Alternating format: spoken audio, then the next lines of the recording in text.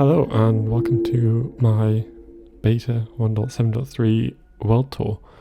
I've made a couple of different posts about all the builds in this world, but I feel like seeing them in a video and seeing how the world connects together is always a bit more interesting. I've never really made video stuff before, so we'll see how this goes. This is just there as the spawn of this world. So I thought I'd start or kind of show off the builds in sort of chronological order. This is the very first thing I built, just like a starter base.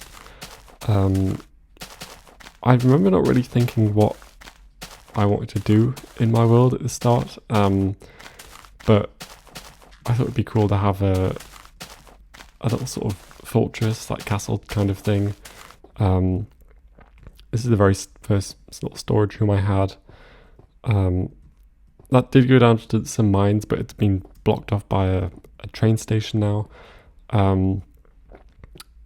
Yeah, this has got a little tower, a little room.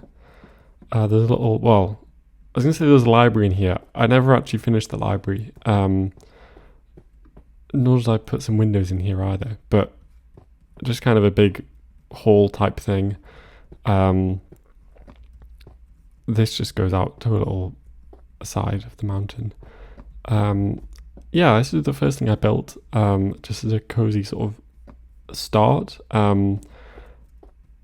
It's mostly empty. There's not really any use for it. I just wanted to make something that looked cool, which has kind of been a theme of this whole world, really. I did start playing this world in survival. So a lot of the first sort of builds you'll see were done in survival. I feel like that's kind of, it's just quite fun to get into a world that way. And I did plan on playing in survival, but I mostly play this world in creative now.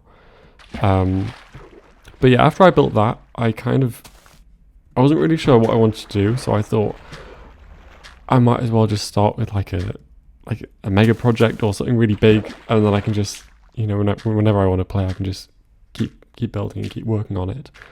And that's why I decided to build this next, which is like an abbey, like a monastery. And it's based on something like a little model I've made in real life out of wood. I might put some pictures on the screen. It depends on my editing skills go. But yeah, I thought it would be fun to build this really big church with these like accompanying buildings you kind of see when we walk through. So yeah, the actual model I built in real life was built to a scale, and so I just recreated that, but I built it an actual size in this Minecraft world, so it actually does reach the build limit just barely. So I was just about to fit it in, but yeah, I quite like the atmosphere in here. I think it's quite cool. There's nothing really down there, so I won't walk all the way down. But here's the cloisters as well, which I think are quite nice. There's not much function here. It's just like some nice gardens, and you can walk through. It's quite tedious putting this whole thing together. I'm forgetting how. Oh, there we go. Yeah, because initially I was just playing in survival. I didn't really want to go and mine a bunch of sand, so I kind of allowed myself to play with like cheats on. So I just used a sand generator. If I go into free cam, yeah, this is kind of, oh, here we go. This is basically, well, I'd say what powered the construction of this building, but in reality, I only built this, like, I don't know how many sand duplicate machines are there, like 4 sections of it. I only built this after I pretty much finished the entire church. I don't know why I didn't build it sooner, but I just started and I had one like, with just like, I don't know, I think 16 sand blocks that was generating, and then I turned them into sandstone and then build. I feel like the overall, like with the free cam, you kind of get a better idea of how big this place is. But yeah, this is going to be my main base. So I started like putting storage in here. But yeah, I've never really ended up having a base in this world. I just like building things, and I've never really settled in one location, as you'll kind of see in a bit. The only other thing that is really interesting about this build is that it's got a skeleton spawner in, so I might walk down there now.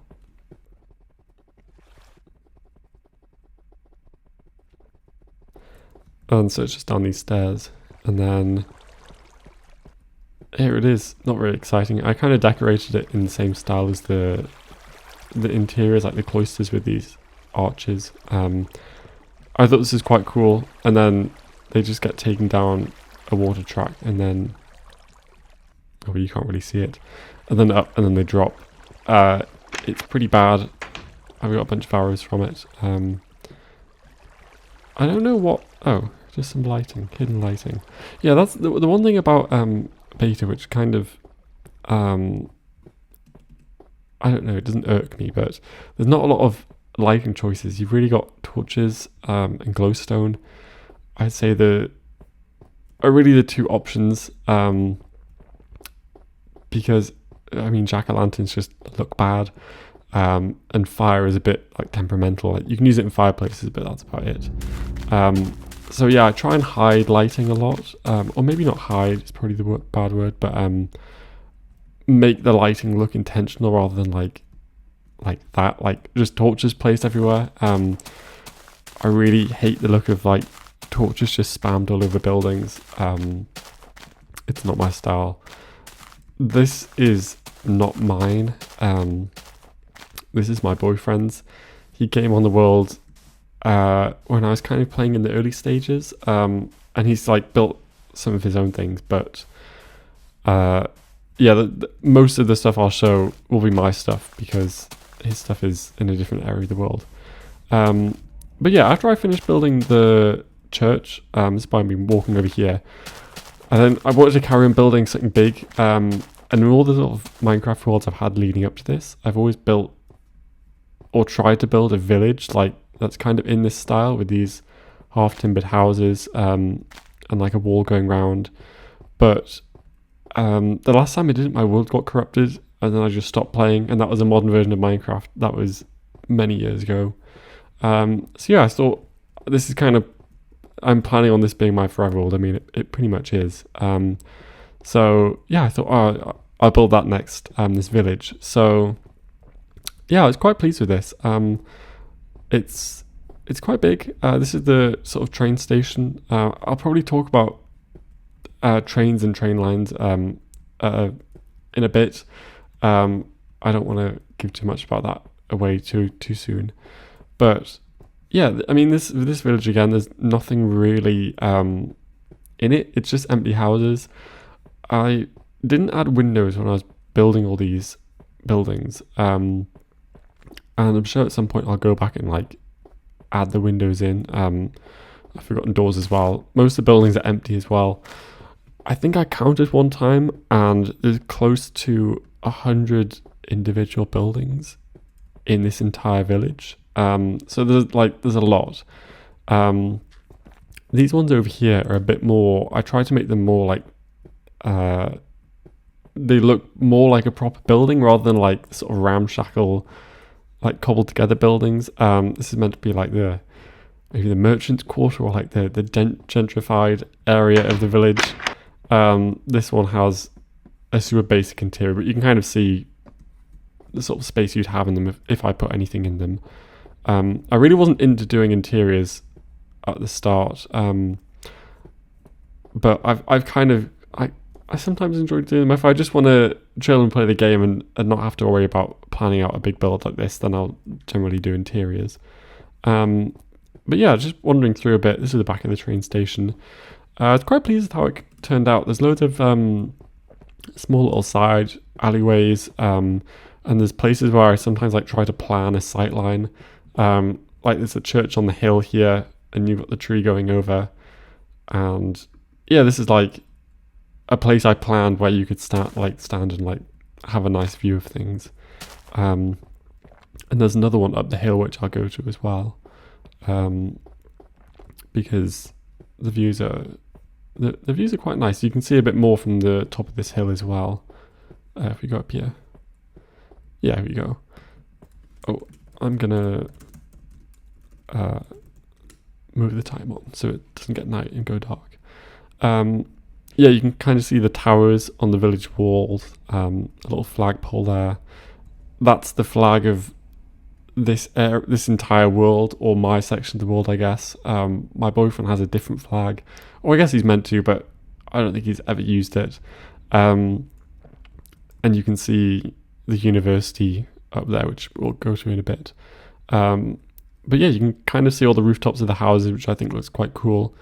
Again, I'll do the free cam every now and then, just so I think you get a better sense of how big the build is with the free cam. And it allows me to show you a bit more without having to walk quite slowly. Yeah, I mean, you can see it's quite close to the church. I wanted to be quite far away, but I just didn't understand how close it would end up being. Like, this feels like super close, like jammed together, considering the kind of scale I put my builds on now. I try to build quite far apart if builds are like not related, because I feel like that makes the world feel bigger. And also it means, like, when I build train lines and things like that, they feel more like they've got a purpose to exist. And it's just quite fun to have different areas of the world with different build styles in, or different sort of themes. But yeah, I mean, you've seen most of the village in the overview. I'll walk through and just show some specific little bits that I quite like now. This is the little marketplace. It's essentially just another little town square. I quite like having these plaza areas in the village. I think it kind of stops it from being really enclosed on all sides. It makes it feel a bit less claustrophobic. A little garden here. Oh, I can't get over there. Another little garden. I think adding the little brick walls just kind of mixes up the colours a bit. I quite like this little bit here as well. It feels like a little courtyard with these arch buildings, and a little fountain. This is where the flagpole is as well. And again, more back streets. Just normal village stuff. There's a little picnic area here with some cakes. Oh wow, that's a lot of cakes. And the only other thing which is kind of different is I built this little like fort thing in the wall. I don't really know what it's meant to be. It's just like a little fortification, or like a lookout point.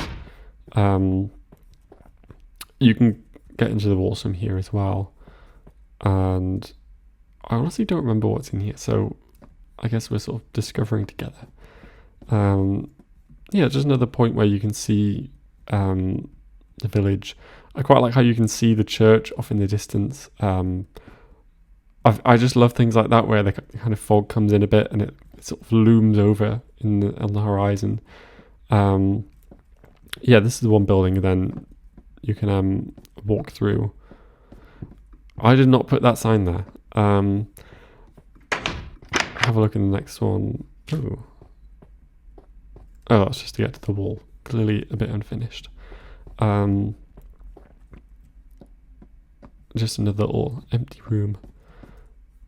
Yeah, that's pretty much it for the village. And yeah, when I guess to explain what's up here. When I was building the village, I always wanted to have like a church on the hill. I'd seen, I think it was the boy Ryan. I'd just come across his videos and seen his cathedral on the original season 1 beta more, although it wasn't called beta more then. But I'm sure some of you know what I'm talking about. His church, which had the like sandstone and then like the wood going across, I thought that looked really cool. But obviously I'd already built a massive church over there. So I kind of wanted just a smaller church on the hill as like a focal point. So I built this little one here. And originally I just planned on having this church here, and then it was just like fields behind. But I essentially ended up making this my new base, moving out from the church, because the church just felt like big and empty, a bit spooky, scary, So I built under the church, and I kind of planned on having like my main base here. But you can see obviously that it didn't really happen. It kind of didn't stay my base. It kind of got unfinished. But yeah, this is kind of what I wanted to have here, was a main storage room. I wanted to kind of make it look like a library, but you can see my storage is in here. Or what was my storage. I haven't touched this in a long time. But yeah, I quite like building big structures. So yeah, I built this sort of library. Not finished there, ran out of lapis clearly. But yeah, having these big arches. And yeah, this is all done in survival still. And I tried to make this quite functional, because what I found playing in survival was that obviously in beta you can't run, so you have to walk, and especially in the big church that I had at like the abbey, everything took ages to walk between, and I quickly realized that was just inconvenient and slow, like forgetting materials. So yeah, I wanted everything to be really like close together, just so I could easily get things. This is where I mined a lot of cobblestone. I really like the atmosphere in here, and just the way it looks. It took ages to dig out, I remember. And I left this big stalactite here. But I wanted to try like seeing how I could use like chest mine carts for mining, which I'd seen a couple of people doing, but it's something I never did when I played survival in sort of previous worlds. So yeah, I wanted to have this minecart track running all the way down this mine, so I could like load chest minecarts on and then send them up. And this little bridge, I'll just jump down. But yeah, it took ages to mine out. And here's the little bottom of the minecart station where you can send things up. There's also this extra cavern as well, because I needed more cobblestone. I think a lot of this cobblestone went into the village. And then through here is like my actual strip mines. If I go into free cam, you can kind of see how far they run off. That nether portal is so loud. This is how you get down here. I probably should have come down this way, but essentially there's a big column here which you can just fall down, and I lined it up with one of the pillars, so you essentially go in the back of the pillar. I mean, these chunks loading is so awkward, but anyway. And then I also had, well, it works in single player, but when I open my world to LAN to let my boyfriend join, these minecarts here, which were like a minecart elevator, they messed up, so it doesn't work anymore, but you used to be able to kind of go really quickly up. Again, just making it really convenient to get materials, because I didn't really like material grinding when I was playing survival, and that kind of made me realize playing survival is not something that I really enjoy. So I just play this world in creative mode now. For the longest time, I used to still play in survival mode, and just cheap materials in, and then build in survival, so no flying. But recently I've just been playing in creative because flying makes building a lot easier. I know there's quite a lot of debate about people who say like, oh, the game is really perfectly balanced, you've got to do the grinding, and then you can do the building, and then you always get burnt out doing the building, so then you can go back and do the grinding when you get burnt out. But like, I don't really get burnt out building a lot of the time, and grinding resources always feels like a pain. So like, if I'm ever going to spend time in this world, I'd rather just spend time building, and if I don't feel like building, then I don't have to play. There's been quite a few times where I just like, I'm not interested in playing for a couple months, and then I'll come back, and then I'll leave again. But yeah, it's been nice to see the boy Ryan on his channel. He's started doing like just a creative mode world, which it's nice that that's a series as well, because I feel like I haven't really seen that, or people doing that. So it's kind of nice to see someone else who has the same perspective of me, as just not being interested in the sort of grinding aspects of the game. I'm kind of walking through the university now. I haven't really mentioned it, but yeah, this is the library room,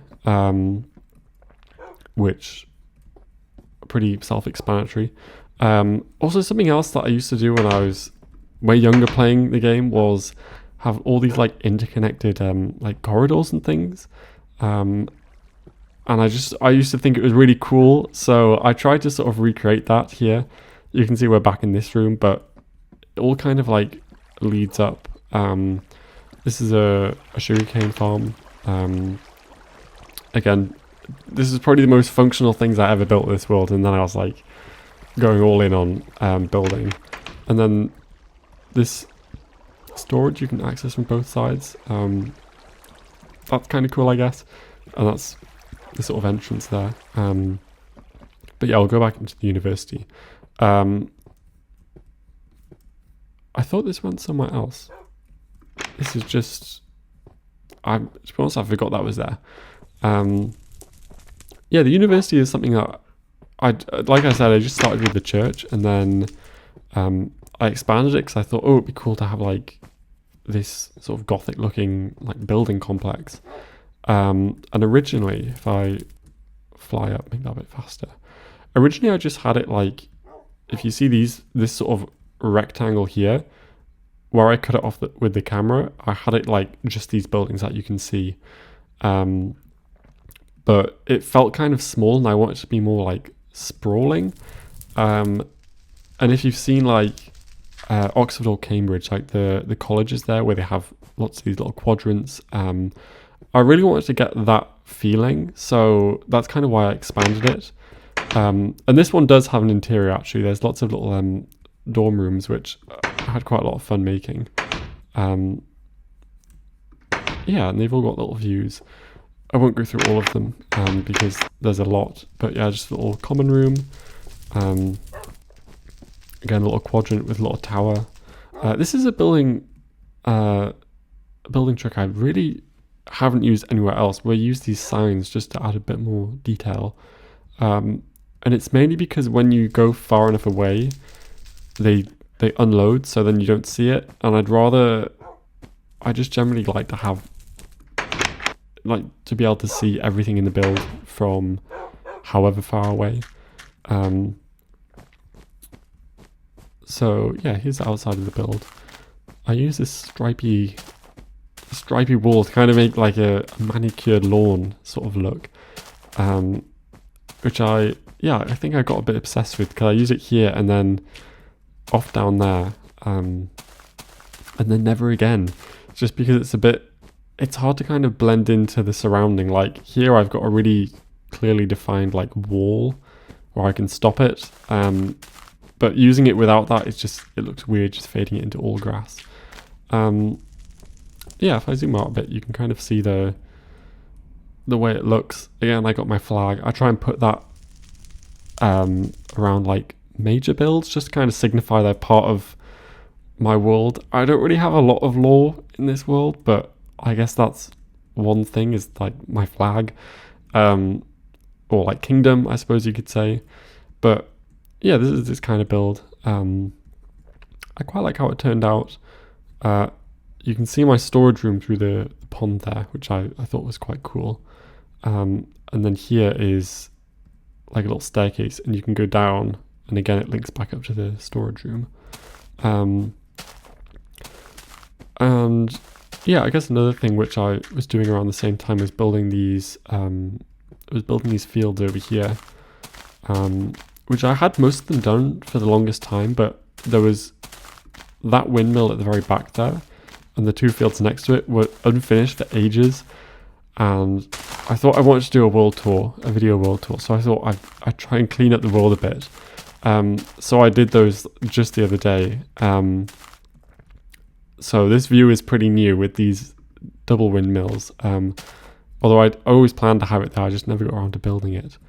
And yeah, I quite like the way the fields look, but they look quite different to the way I've done fields in different areas now. And I guess that's kind of what I like about separating parts of my world. A spooky noise. Is that if I were to do more fields here, I could do them in the same style, and then it kind of differentiates it from the other parts of the world. But yeah, this is kind of one whole area which I pretty much called Spawn, like my starter base, the church, and then the village and the university. This was another way I tried doing fields. I really wanted to get the vibe of like the English countryside, because that's where I'm from, and I tried to like make the little hedgerows and the sort of trees that you kind of see, just trying to recreate what you see in satellite images, and I think it turned out quite well. Like if you're English and you know what the countryside looks like, hopefully this is giving some flashbacks to the days in the countryside. But yeah, I quite like this. It was quite a good sort of test zone to do it in, because it's sort of on this island. But I did them. I did those same sort of fields on the other side, which I'll walk to now. It might take a while to go over there.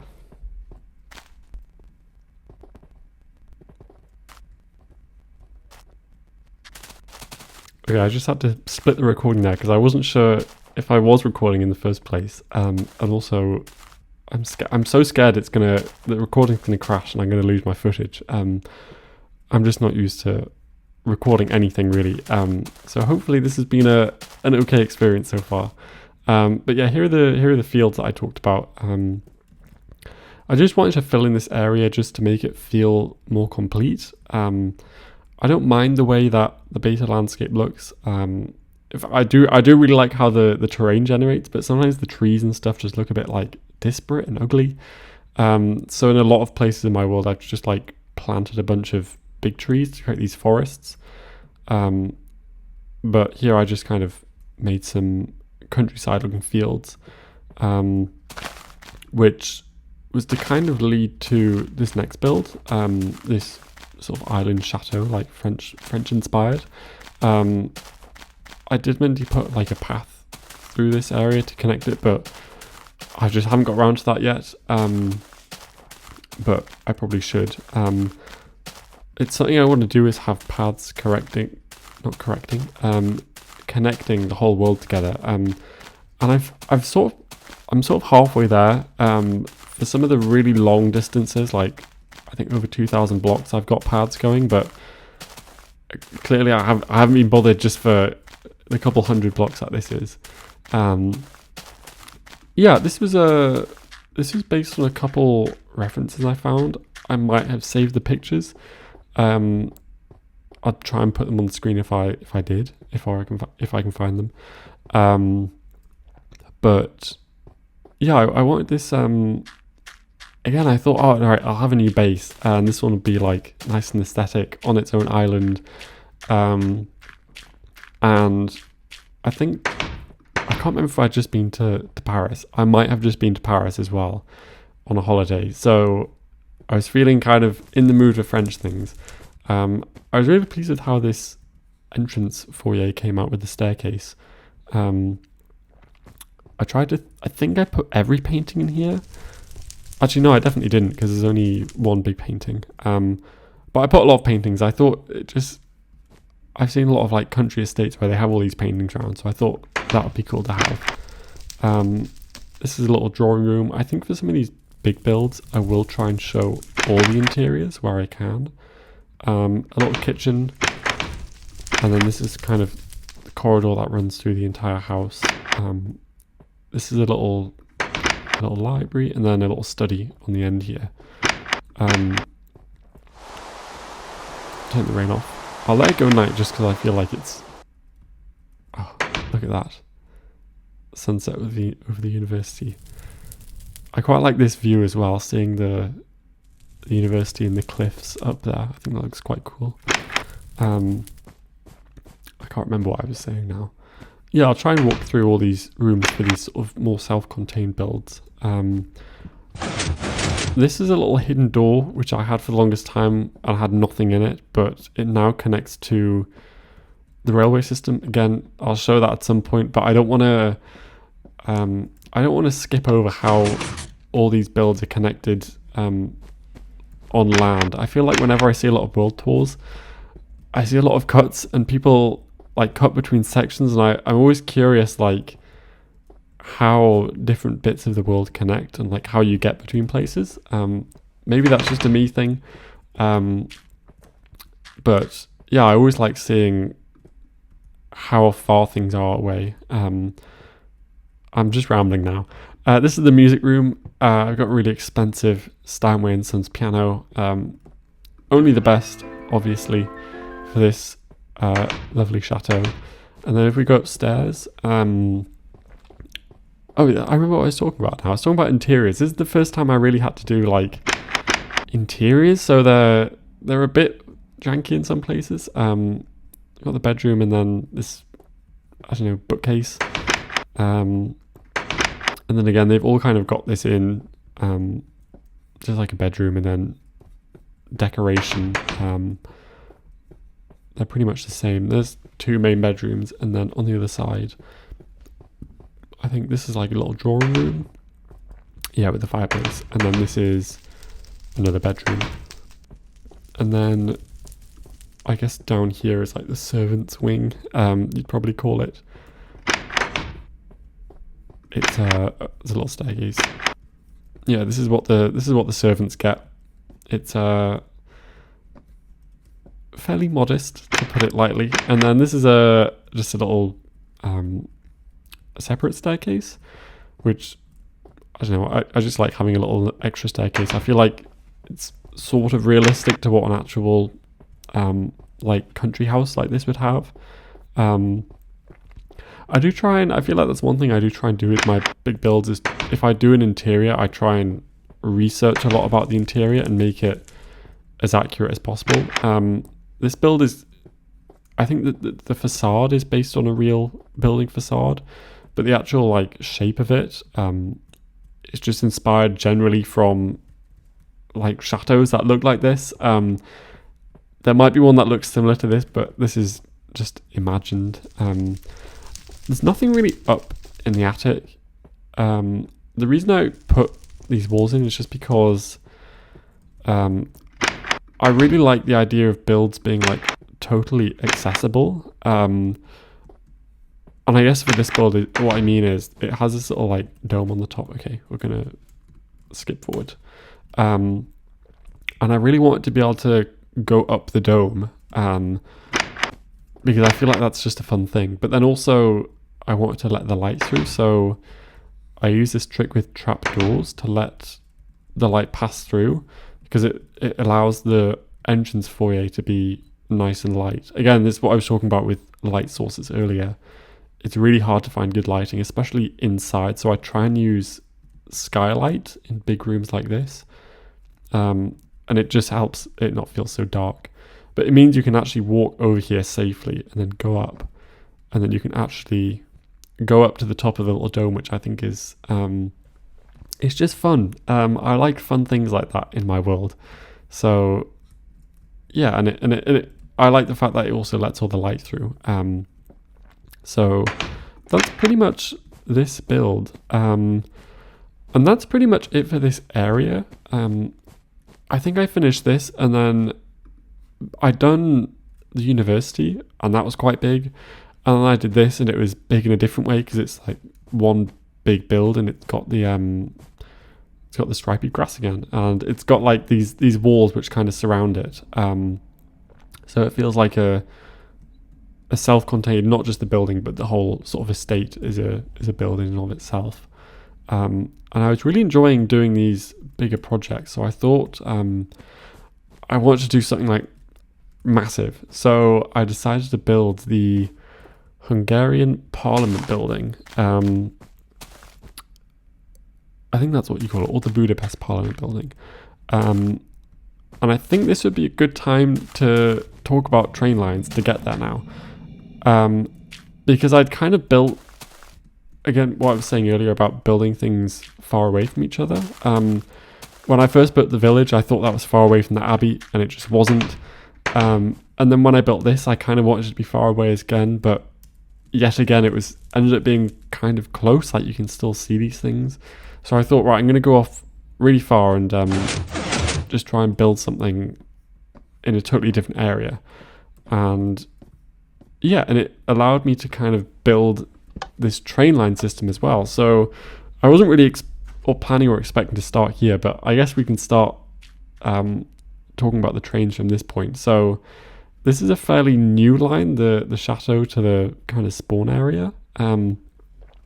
But I might put on screen now actually my graphic for I came up with this metro map for all the train lines in my world, which was a lot of fun to put together because I just really enjoy looking at maps and maps of transit systems. So this is the main train station of a spawn. It used to be the lines used to be connected a bit differently. This goes to the Abbey, and then the starter base, and then the spawn train station you store at the very start. And it used to come straight through and go to the university. But I ended up redoing a lot of the train lines, so I split that up and then made this into a train station. If we go up, you can kind of see here how it connects. And there's a little door on that side as well. I quite like this sort of barrel vaulted ceiling. I think that's what you call it, looking down. But yeah, I quite like this train station when I upgraded it, just because you can get to the university now. And that leads to my storage system. I might quickly fly over there. Yeah, you can see this is the storage room, and then the train station is there. I'm very much intentional because when I was playing in survival, I wanted things to be really easily accessible, so I tried to make this station as close to my storage room as possible, just for saving time when I used to grind. But now I don't even bother. Yeah, you can see the Island Chateau line there, and then this is the main line for my world essentially, and it's got a lot of the major buildings on it. So I still haven't added signs yet saying where this goes, but this goes to the next place I started building in my world. This was my boyfriend's doing. I don't know what he was planning. I think I asked him and he said he didn't even know. So yeah, I thought I'd leave that as there's quite a few things I've left in my world which have been built like quite a while ago. And then I've ended up coming back to build something out different in the same place, and then I thought, well, I kind of want to keep it as a sort of historic site. I feel like that adds a bit of lore to the world, like real lore, not just made up, but like I don't know what you'd call it. I think you understand what I'm saying. Yeah, I try and leave, like, if I've built something, I try not to touch it again, just because I quite like having the idea of building this world up and keeping everything that I've built in it. I don't like the idea of destroying things. I think that just doesn't make much sense for a creative game. So yeah, this is the train line. I think the first line actually that I built went from the village train station to the Budapest Parliament building. What you're seeing now is the sort of city coming into view, which is quite it's quite a recent addition. I think it was built a year after I built the Parliament building itself. I guess this might not make much sense until we've actually seen the building, so I'll let the train line go on.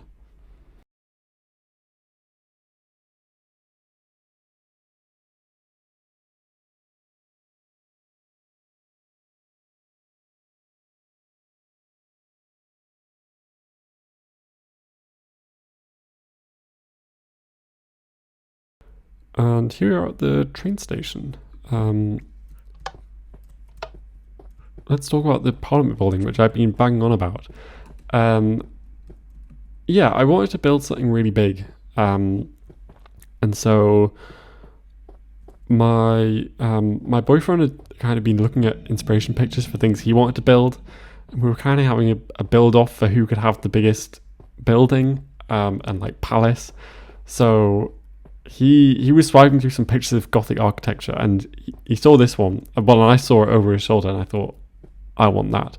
So he says I stole the idea off him, but I built it first, so it's my build.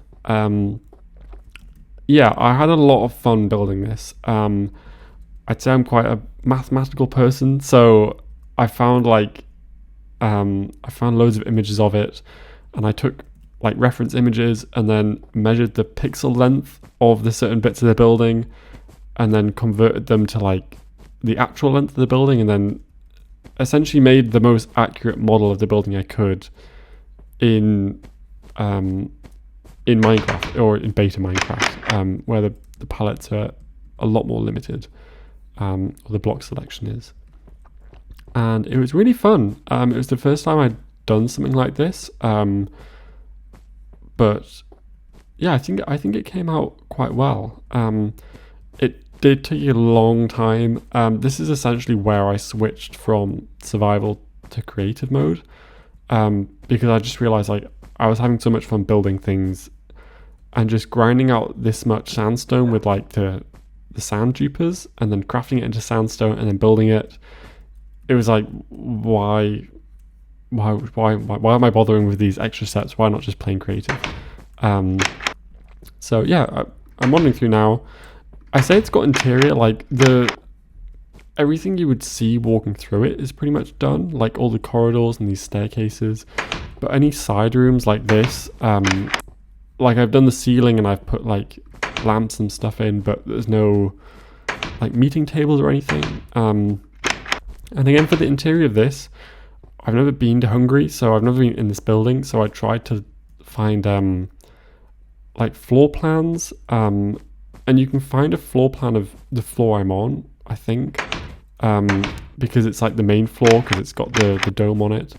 But then there's a floor below, which is really hard to find any information on about what the layout is like. I guess that makes sense because of safety concerns, maybe, I'm not sure. Here's one of the debating chambers. I was quite pleased with this. You can see the little balcony levels, and then there's little doors here to get into the corridor. But you could have a proper debate about beta Minecraft versus modern Minecraft, I guess. I know which side I'd be on. That's all I'm saying. And yeah, this is a lot of fun to do. But yeah, doing the interiors is really hard. So I just hit my microphone. I remember searching up videos of people who like tourists who'd gone in the building and like taken videos, and just trying to like figure out all the angles of how things are put together. Because I do try and care about making the buildings I make accurate if they're based on real buildings. Really just for fun, because I think it's fun to make an accurate building like that. You can see this lower floor is a bit less detailed, because of the flooring, and I wanted these carpets here on the second floor. Let's slow the camera down. It means I had to have double thick ceilings or floors, depending how you view it. So it feels a bit more cramped down here. And like rooms like this, like I've got no idea what's in here in the real building. And then again, it's just some like generic meeting rooms down here. yeah, it was a lot of fun to kind of build this and just decorate or put all the walls on the inside, I guess. This is very not realistic. I try and avoid things like that, like one block corridors. I try and make things nice and open. And we can go out here, go out the back. And the actual building sits on like a riverfront. So in real life, there's just a river where this path is. But I mean, I could have done that, but I also wanted this to be when this is the only building in the area. I wanted this to be like a palace rather than a parliament building. And I was really inspired by, again, I think I'd been to France and Versailles specifically around this time. So I was really inspired by the gardens. I wanted these really big Baroque gardens. So I tried to put some Baroque details in and have this garden folly at the end, which hasn't got anything in, but just something to kind of fill the space here and give a bit of scale to the building, if that makes sense. And I do quite like how this looks. I think it's definitely one of the coolest buildings I've got in my world. But yeah, that's pretty much it for the Parliament building. Well, I suppose that's it for this building, but then aside from the gardens at the back, I also wanted to have... I've got to escape this building now. I also wanted to have garden... Well, not really a garden, but like a park at the front. Because I thought it would just be nice to have a big park. And I also didn't want this just to be sat like in the middle of like normal beta terrain and then this massive building. I thought that would just look weird, so I kind of knew I would end up having to landscape this whole area to make it sort of work. And I've always wanted to make something like, I think I might be wrong in saying Hyde Park in London or Regent's Park. What some of the London parks, or a lot of them I guess, have these like crisscrossing paths if you look from a satellite view. And they kind of all lead to these different sight lines, and I really wanted to get that effect, especially from the satellite view. So I kind of started with this area, and I just had them all leading to this little bandstand, but I realised a lot of the parks I looked at from satellite view didn't look like that. So then I kind of built this area over here, and I think I got a bit closer to what those parks look like with all the crisscrossing, and then also carrying on these paths with just tree lines. Like there's not actually a path there, but you can kind of see there is a path just the way the trees are cut. I thought that was quite cool, and it kind of extends the area a lot without having to put a lot of work in, because you just plant trees and don't plant trees where you want a path. And yeah, this is what this area mainly looked like for the longest time. It was just the Parliament building, these two parks either side, and then I wasn't really sure what to put at the end of this, like this strip. I think maybe you'd call it the Mall. I think that's what the London one is called, leading up to Buckingham Palace. But yeah, this essentially driveway up to the palace, or Parliament building as it is now. I wasn't really sure what to put, so I ended up putting a train station, and it's kind of become I kind of view it as the main central station for this whole world, pretty much, because it connects to you can get anywhere from the train station here, which I quite like. And I guess I'm going to break from chronology here in terms of build chronology, but I might as well talk about the city that I've ended up building around this. So yeah, I built this, and then I built the Parliament building, and then went off and built a bunch of other stuff. I can't remember in exactly what order, but then I essentially thought, like, wouldn't it be cool to have this whole area be like a really big city? Because I'd kind of built the village, which you've seen, and then I thought I really want like a European style city. So yeah, I ended up building this, which is called this city, which is called Reinburg. There might be a place actually named that, but I tried to come up with something which sounded vaguely realistic, but also not, like, this isn't based on one particular city.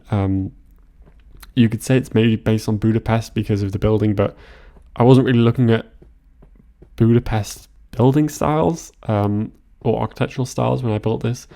I guess I was thinking mainly Eastern European. If I was thinking of one place, it would probably be Czech Republic, because I visited there a couple of years ago, and I really loved some of the cities I went to. This tower is based on the Black Tower in Český Budějovice. I think that's how you say it. I say based on, it's not like the same colors or the same like dome design, but I just quite like the fact that they've got a like this old tower in this sort of town square, and I really like that, so I kind of wanted to recreate that here. And then this archway here is based on an archway in Prague. That's one of the main cities I was kind of thinking about, or stole a lot of architecture from. And I guess the focal point of this whole city is this church, which is based on, I think it's St. Vitus Cathedral, again in Prague. And this was another big building, which I thought, like, this was mainly meant to be like a background piece that I wanted to kind of be able to see when you're walking through the city, just to kind of have like the spires like in the fog, because I thought that'd be quite cool. But then I decided to build it on an angle, and it sort of became its own thing. I'm really pleased with how it turned out, though. I think it still works despite being on an angle. I think you can still like totally recognize it's a church, and it weirdly, like, the interior doesn't even feel that bizarre, I think, or I hope not. But yeah, I tried to fill in with, like, you see in the candle stalls in churches where you can light a candle. I wanted to kind of have a couple of those in, and these big chandeliers lighting it up. Again, that trick I used with the trapdoors in the island Chateau, the French one, I used that again here, with trapdoors, just to like give some light to the center. And you really don't I'd say you don't really notice it up there. But another thing I learned is that as well as trapdoors, you can use pistons. So as far as I know, they're the only full block that I can use, which isn't glass, which allows light to pass through. And it just means from a distance, like, I don't really need to explain it. You can see it's like it acts as a solid block, but it still allows light to pass through. And trapdoors don't do that. And if I use glass, then it wouldn't look like an actual bit of the building. So I was quite pleased I found out about that. And I guess while we're in FreeCam, we can give a sort of 360 tour. I think the facade came out really cool. I guess I should probably mention I play Beta Unleashed version 2, and it allows you to put an option on where you can place trapdoors without support. For me, I'm fine with that. I guess people have different views about what's cheating or not. But I just feel like it allows a lot more detail. You can see I've used it along here, and I've used it on the roof as well. It just, I don't know, it makes the game more fun for me, and that's all I'm really playing for, is to have fun and make things. But yeah, that's enough of the outside of the cathedral.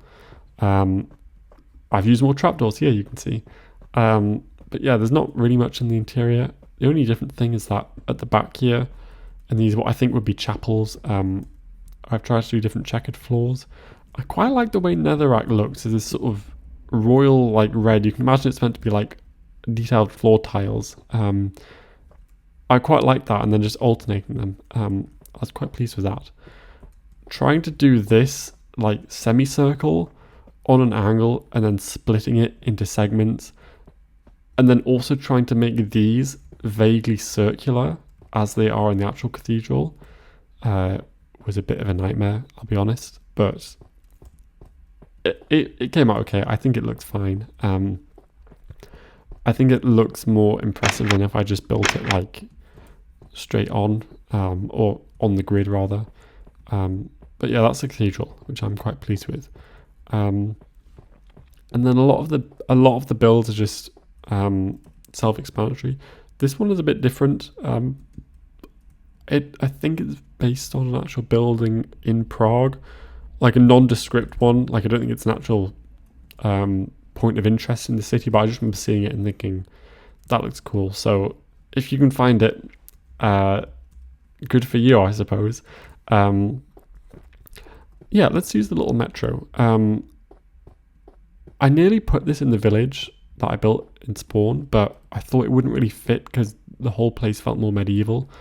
But for this city, I thought because it does feel like a bit more of a modern city, I wanted to have a little metro train going around.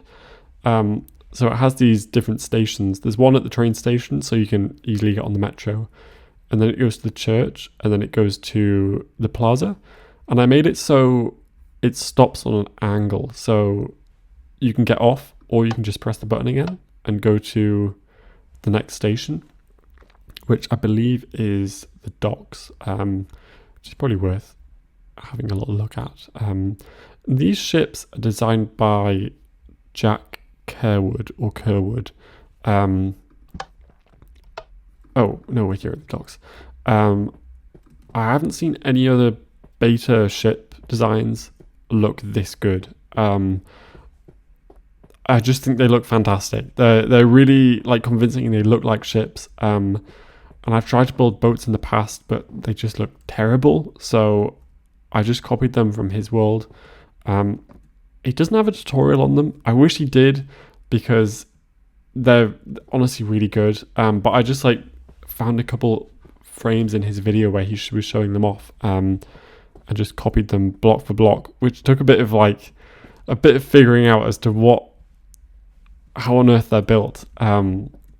But definitely worth it. So I've got quite a few of them in this world now because I think they just putting them off in the distance just adds so much. I feel like a lot of detail. And here I decided to build like a half-built one in this sort of dry dock. I think it just makes the dock feel a bit more alive, like things are actually going on here. And this is another thing I quite like about the docks is these train sidings. I think they're called sidings. They don't actually connect to the line yet. I do want them to, but I haven't quite figured out a way of doing that which is seamless. And then there's some train, like a little train depot, and then a place where they sort of deliver materials. And then this is just like a warehouse behind there. There's nothing really in there. But yeah, that's kind of docks. I feel like it just adds a nice sort of industrial area to the city, and makes it feel quite different. It gives it different atmosphere, which I like. That's most of the city, I think. The only other thing is the palace on the hill, which again is based on I don't know if it's called the palace or the castle in Prague, but in Prague, where that cathedral is, this palace or castle is basically right next door. So it pretty much looks like this. I tried to copy the facade because I think the facade looked really nice. And this thing over here, this bridge, this is based on this archway is based on the archway in Český Krumlov, which is another Czech Republic city, which I visited. And I just thought looked really cool. So I wanted to have that. And there's a kind of like natural place for it between terrain here. Although a lot of the terrain here is like fake. I just artificially built it. But yeah, I was quite pleased with the way this turned out. It gives a natural sort of border to the city, like between the what's that called? The cathedral and the palace. The city kind of sits in between, and I quite like that. There's still a couple unfinished bits behind, and obviously these buildings don't have interiors either. It's mainly just the city is mainly just meant to look nice. Let's quickly rejoin the metro. One thing I was quite pleased with, you might have seen, there's detector rails on there, and it means I can cross the minecart tracks. Like that crosses the main line, but because of the detector rails, it keeps you on whichever track you are on. So I was quite pleased with that. You can walk up to the palace using this, and I haven't really put anything back here, but I might at some point, maybe like a little park. But yeah, this is kind of just a big open plaza area, which is quite similar to the place in Prague that this is based off. That's when it was completed. That would have been 2026 this year. But yeah, I quite like this. I probably do want to do an interior because I think this is like a significant building in the area. But it's kind of small inside, so I might make this thicker. I'm not sure yet. And then this little archway I quite like. I'm going to see if we can cross the bridge. I don't know if I did an interior. Yeah, well, if you can call this an interior. Yeah, this just crosses over, and then you can apparently not get out. There we go. I quite like the view from this side of the city as well. You can see the kind of what I was talking about, where you have the cathedral in the fog over there. You can see the tops of the ships, and then the tower. We'll have a look at these two buildings. There's a little church, and then there's another sort of French-inspired chateau. Let me move the time on.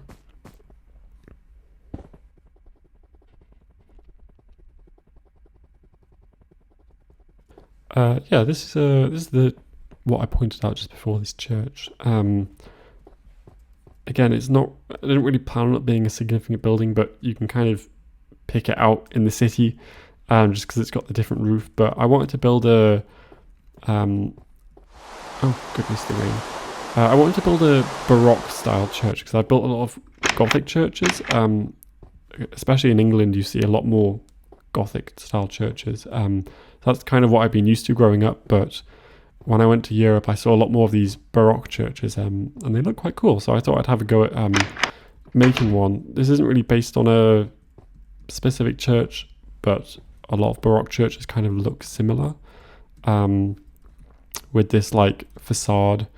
I've tried to do these like Baroque details. There we go. I'll zoom in. It's sort of difficult in beta Minecraft, but I suppose that's the joy of playing beta Minecraft. It's just kind of seeing how you can make things work with such like limited blocks. It's kind of why I enjoy this game over the modern game so much. Well, I guess we can have a bit of discussion about this now. I thought it might come up. Yeah, I think I just enjoy the beta game much more because I guess the aesthetic is one thing. The old textures, I think a million people have said this, but they just go together way nicer, I think. There's just like a lot less bloat as well. Like there's not all these random things. I feel like the sniffer is the main meme that people talk about. But yeah, I recently saw in the latest update that adding like wool stairs and slabs, and I was like, I actually thought that was a joke the first time I saw it, and then I was like, no, they're actually adding that. Just bizarre. Like I don't understand. Like I think this version of the game has everything you need to like be as creative as you want. It has just the right amount of blocks. It's in my eyes, it's pretty much perfect. Yeah, we might talk about that a bit later as well. But yeah, this is another thing which wasn't here when I built the Parliament building, but there's a sort of a natural hill here. I don't know if you can sort of see this black area is where the ground was, I think. But yeah, there was a sort of natural hill here, but I decided to build it up a bit and make it actually walled with these cliffs, and then build this French house on it. I basically really enjoyed building that other French house, chateau I showed, and so I wanted to build another one. This one is a bit more like fairy tale-esque, although this one is based on a real chateau. It's I'd say not well known at all. I certainly didn't know about it. I just found a reference image of it and I was like, oh yeah, that's cool. So I did a bit of researching to like find more pictures of it, and I tried to build it as accurately as I could. Although, because it's so obscure, there's no picture of the interior, so I made the interior up. You can see I'm using that trick with the pistons to let light through without having some sort of like gap in the ceiling. So I quite like that. This is just a little drawing room. I found the interiors really difficult to do for this, just because it's a bit of an awkward shape. There's a little study here, a little drawing room, and then through here is the dining room. You see I do this with a lot of my torches, putting them on fence posts. I feel like it just makes it look a bit more intentional than just having the torch by itself, just like sitting on the wall. A little kitchen here with the furnace glitch, a pantry, and a back door. Thinking maybe this is like a little herb garden or something, so they collect the ingredients. A stray torch, and then a little like service staircase. I try and do that in a lot of the like I like building a lot of country estates or like big houses, and I try and have like I try and keep it accurate to the sort of period that these buildings are from, where you have the rooms that are meant for like the person who owns the building, and then like the sort of back servants' rooms, which you're not really meant to see. I think that's kind of fun to have that like little detail in. There's a little staircase in this turret here, which goes up to the attic, apparently. You can see in the ceiling there, and then how that works. Nothing in the attic. I didn't really know what to put in here. I think there's a little... I mean, there may be space for a tiny bedroom up here, but there's not much in there. Yeah, I haven't done the interiors of this one. Well, I've done like the room layouts, which I quite like to do, but there's no actual like, there's no beds or furniture in here, which I'll add at some point. It's just like these really small details, which I feel like it just take forever to do for every single build to sort of really finish the world. This is another thing I like about having a couple of different buildings concentrated in one area, is that you get all these like nice sight lines, like looking out the window. Nice to see that little tower. This is the little service staircase. There's basically nothing up here. So yeah, this is the second little French chateau. I'll show some of the views of it now. Like, I think this is one of the reference images I had looked like this, so I tried to recreate it. And it was the first time I'd used snow blocks, really. Like I hadn't really used snow blocks for a long time. I didn't really know how to use them, but this building had like white shutters, so I thought, oh, they'd be really good for that. And they were. I quite like the way they look. This side of the building looks a bit funny. And then I really like this side of the building as well. And this one, where the front door is, I think that looks quite nice. And I built this tiny little building as well, which is, I don't know, a lot of the time I try and make like the composition of how it looks like from afar nice, and I feel like adding that little building on the left there just kind of balances things out a bit. But I mean, yeah, that's I don't know if that's technical. I don't know what you call it. Maybe irrelevant to some people watching. But I quite like doing that with my builds, trying to make them balance nicely. This is a nice view of the city as well. It's kind of another reason why I wanted to build the city, because I came back to this area when it was just the Parliament, and I built this on the hill, and then there was nothing here, and I thought, oh, it would be cool to have a city. And then I thought, once I had the thought, I thought, I've just got to build it. And it's quite nice seeing the palace over there in the distance. And the other view that you get is, well, it's blocked by this house now, but the Parliament, which I think looks quite cool from up here. You can just see all the little spires, which I think it's just, I really like this build. It's very cool. And there's a couple builds over there, but actually, yeah, we'll go over there now. Because it's kind of, yeah, it's a bit off in the distance, so we'll just walk there. There's no train station to this area. The main train station for this whole area is the Reinburg Central Station that I showed, that we arrived in. And it kind of services like the Parliament, the Chateau, the city, and this area over here, which is basically the botanical garden of the city. I'll walk over there now. It takes a little while to get there.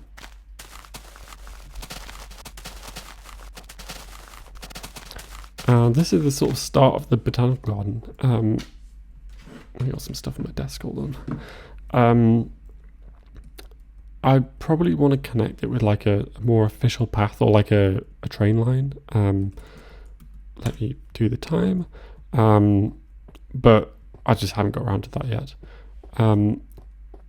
This is built with the exact same build style as the island chateau. I just really liked the way it looked, and so I basically just copied like the elements of it and just designed another building. It's not really like planned to be like an actual house. I thought maybe it's just like one of those buildings you see as like part of these big gardens. The main reference I used for this area was Kew Gardens in London. I just think I've been there.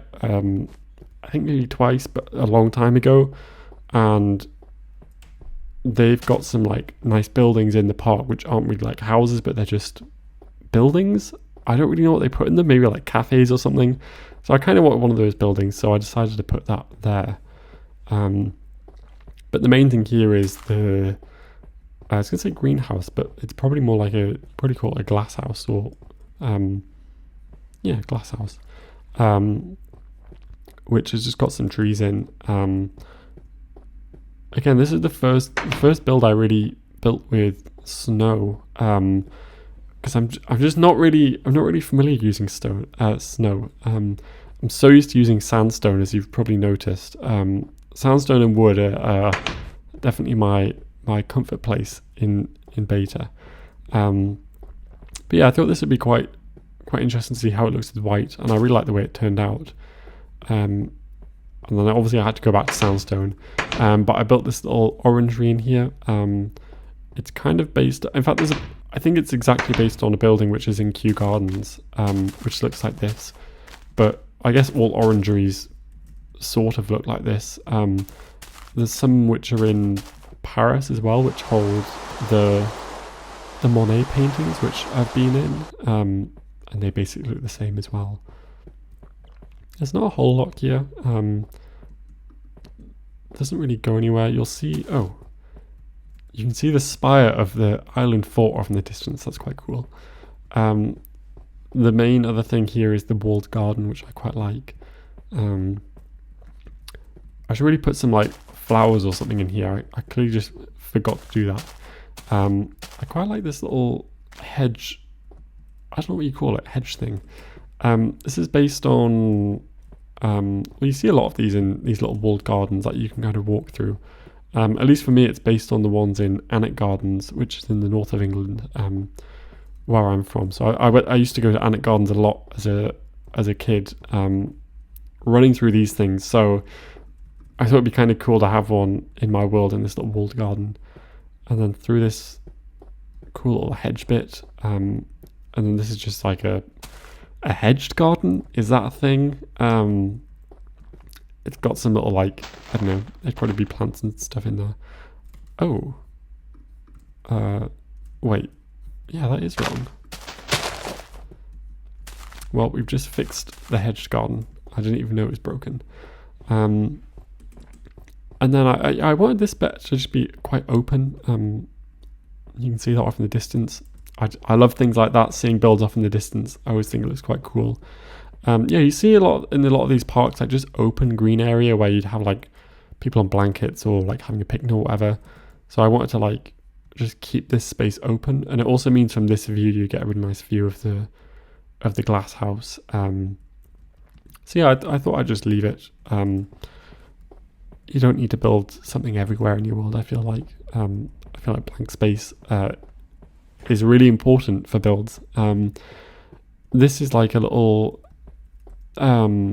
This I based on one of the gardens in Versailles. Versailles basically split into the garden is split into lots of different like sections, and they all have different things in them. I missed a fence as well. And there's one which is exactly like this, which has these like arched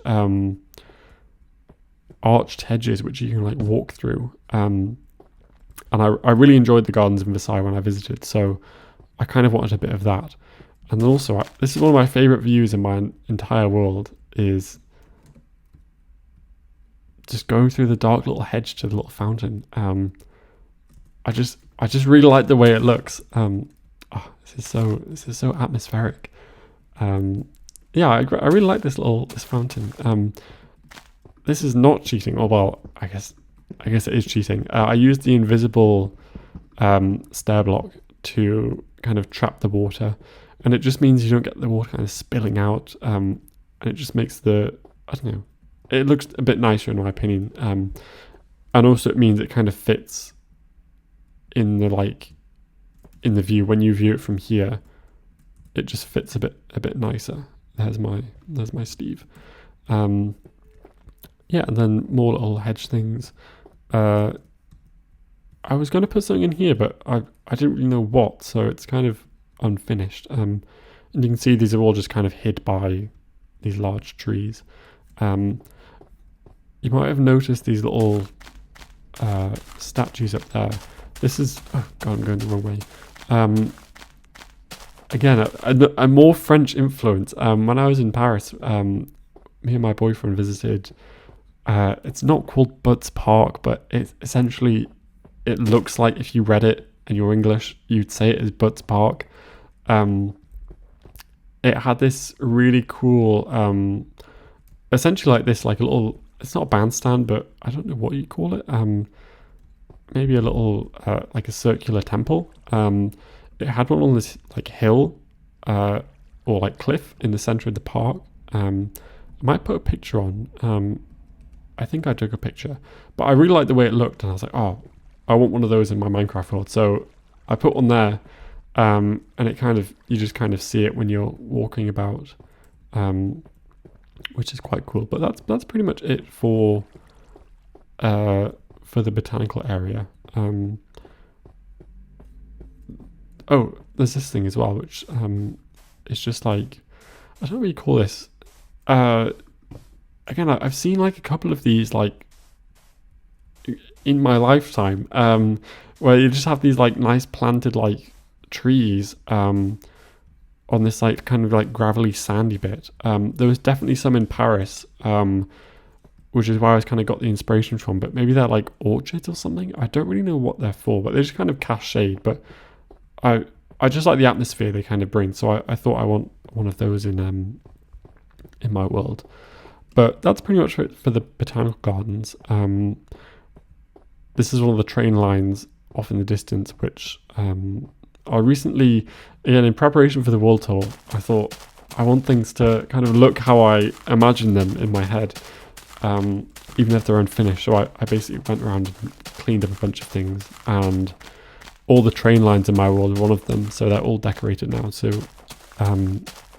I'll show a bit of that, probably with some B-roll, because when you're actually on the train, it's kind of annoying you don't actually see how the train looks, or rather the train line. You don't get to see all the effort that goes into detailing it. So I'll figure out a way of showing them. But yeah, I'll walk back to the train station now.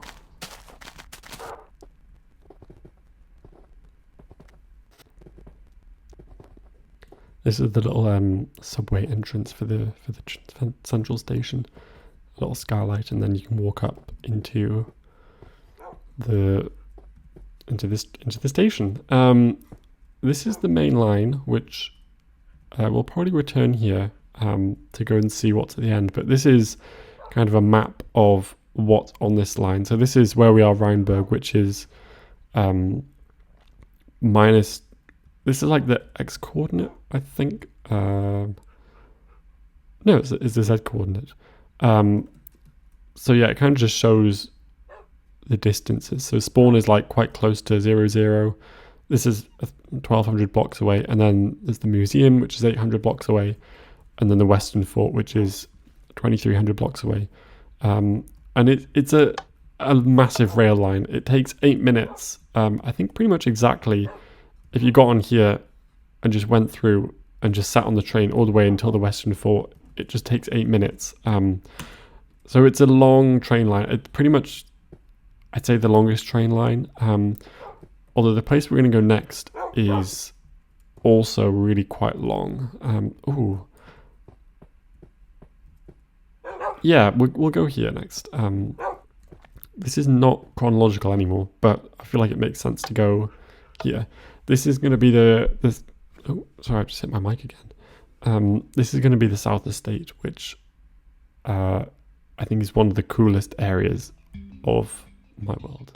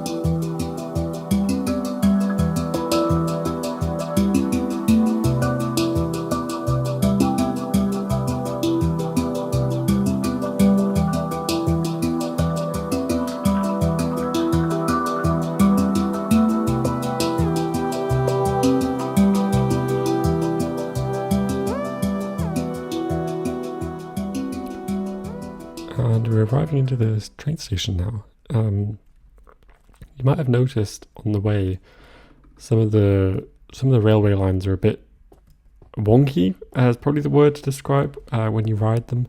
The camera goes like that a lot. I won't do it more violently.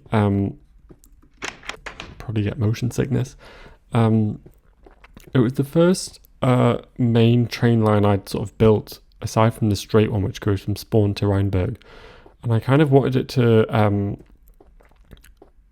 be like snaky, like look like a real train line on like a map, but I quickly found out that was a bad idea because the way Minecraft works in beta, it kind of snaps the camera to wherever it looks. So I've changed the way I do rails since then to make them a bit more bearable.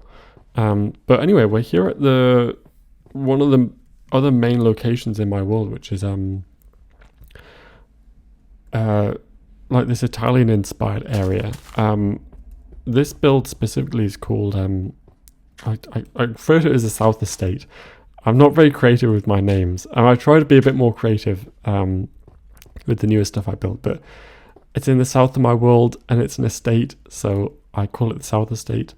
Another thing I'm a big fan of is building my train stations a bit far away, or not far away, but like close to the build, so they can be their own sort of build. And then I just like the idea of using different forms of transport to get around the world. So obviously train is the main one, but then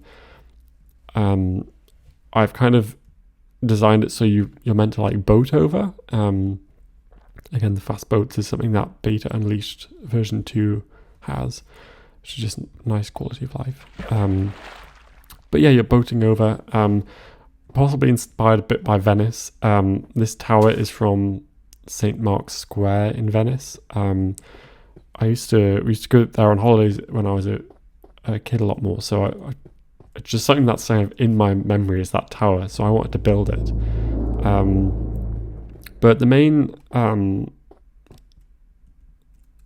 not sure in which way to show this off. I'll show off this build first.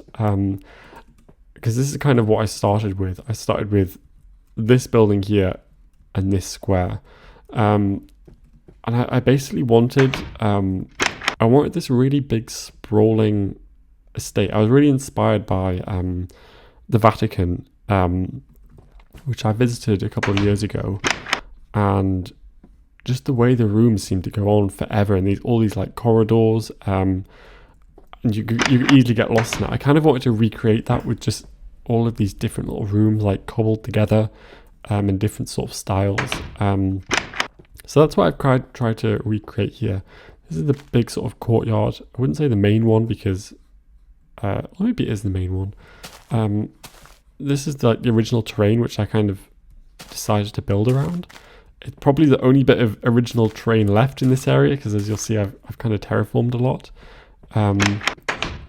But yeah, there's a lot of these different little rooms in here. I guess I'll go up these stairs because it's a bit of a dead end up there. But yeah, I just wanted to recreate the sort of the idea of the Vatican. Although in the lore of this world, in my mind, this isn't really like a sacred building. It's more of a secular building. Like, it's not really meant to be affiliated with like the church, just because I've got enough church buildings in, and I just thought it's more of like a big library or like research facility. I'm not really sure what it's meant to be. I just had fun building it. I just wanted to build something, so that's what it is. It's just a building. But yeah, this is kind of where I started with this courtyard, and then I wanted this really big long hallway. I've got no idea why, because there's nothing in here, but I just thought it'd be cool to have a big hallway. I feel like I'm really obsessed with just big spaces. I feel like they just have a lot of cool atmosphere. And then I basically planned, I basically built this, and then I was like, okay, I want it to be really sprawling, but I don't really know how to do it. So I basically just planned like, okay, I'll have a courtyard here, and then I'll have a courtyard here. And then based on that, I basically built these buildings around that, and just kind of saw how it all fit together. So there's these two different wings here, which we can walk through. And this whole place has interiors, so I'm quite pleased about that. So a lot of these just have, actually, yeah, we can go through here. This is like a little, I quite like this view. You can see the tower up through the skylight. I think that's quite cool. This is going to be really hard to show off because it's literally designed to make you get lost. That's where we just were, this courtyard, and you can come through here, and then there's a separate little courtyard here. That's the camera in the sky. I'll get rid of that. I love the little views you get of the towers. This is a problem which I've kind of solved in a couple of rooms, but the windows, like, it would be really cool to look through the window and see that, but the floor height is kind of off. It's a small thing, but it's just kind of annoying because you get no view of these windows. But yeah, I'll just kind of walk through and I guess ramble about different things. We'll go up this tower here. I probably won't explain everything that I'm kind of pointing at, just because I don't think usually there's not a lot to explain. It's just like looking at the build. Again, I like using this trapdoor trick to create these like fake walls or like pseudo walls. Let me turn it to day because we'll be able to see a bit more of the landscaping around here and a bit more of the estate. Yeah, you can see it. You can see it here pretty much. Yeah, we'll go back downstairs. Yeah, it's just like a big empty, well, not empty, big sprawling building with lots of different rooms. There's a little staircase here as well, which you can go down. I'll just jump off the railing. Some of them, I think this is one of the only labeled rooms, but again, with this the idea of being at like a research facility for whatever, I don't know, like, or like an archive. I quite like this trick. It looks like someone might be like working on the painting on like a canvas. And I did it over here as well. You can see here I fixed the floor height thing, so I just think views like that are so cool. And then there's again more corridors, and that's where we entered. I guess it's kind of become the front door, though I didn't really design it like that. There's nothing behind that. I kind of want to put a secret painting in there, but I don't know. I might get around to doing that. So yeah, that's kind of that area of the building. And then it's just like a little office. A lot of these are like, I don't know, I just imagine like maybe a professor working in here and students would come in for, I don't know, whatever. A bit like in a university where professors or teachers have their like studies or offices. Again, little casual meeting table. I quite like this trick of like making the chair back out of the wall. I think that's quite cool. Like, well, I can't put a trapdoor there, obviously. So that's another little office, and then I think there's another little office here. They're all kind of similar. And then you can walk out this bit, and there's a little like retaining wall holding this courtyard. And then there's this tower, which I was quite pleased with. I found out you can put trapdoors. You can kind of see there. You can put I don't know what my camera's doing. You can put trapdoors on the side, and then with a fence post in the middle. And even though it's 3 blocks wide, it looks like you have 2 like distinct archways, especially from far away. So I was really excited to find that out, because I thought, oh, it's really cool. Like, you can add a lot of detail. Obviously, this tower looks best like head on, like this. It also kind of works like from the side as well.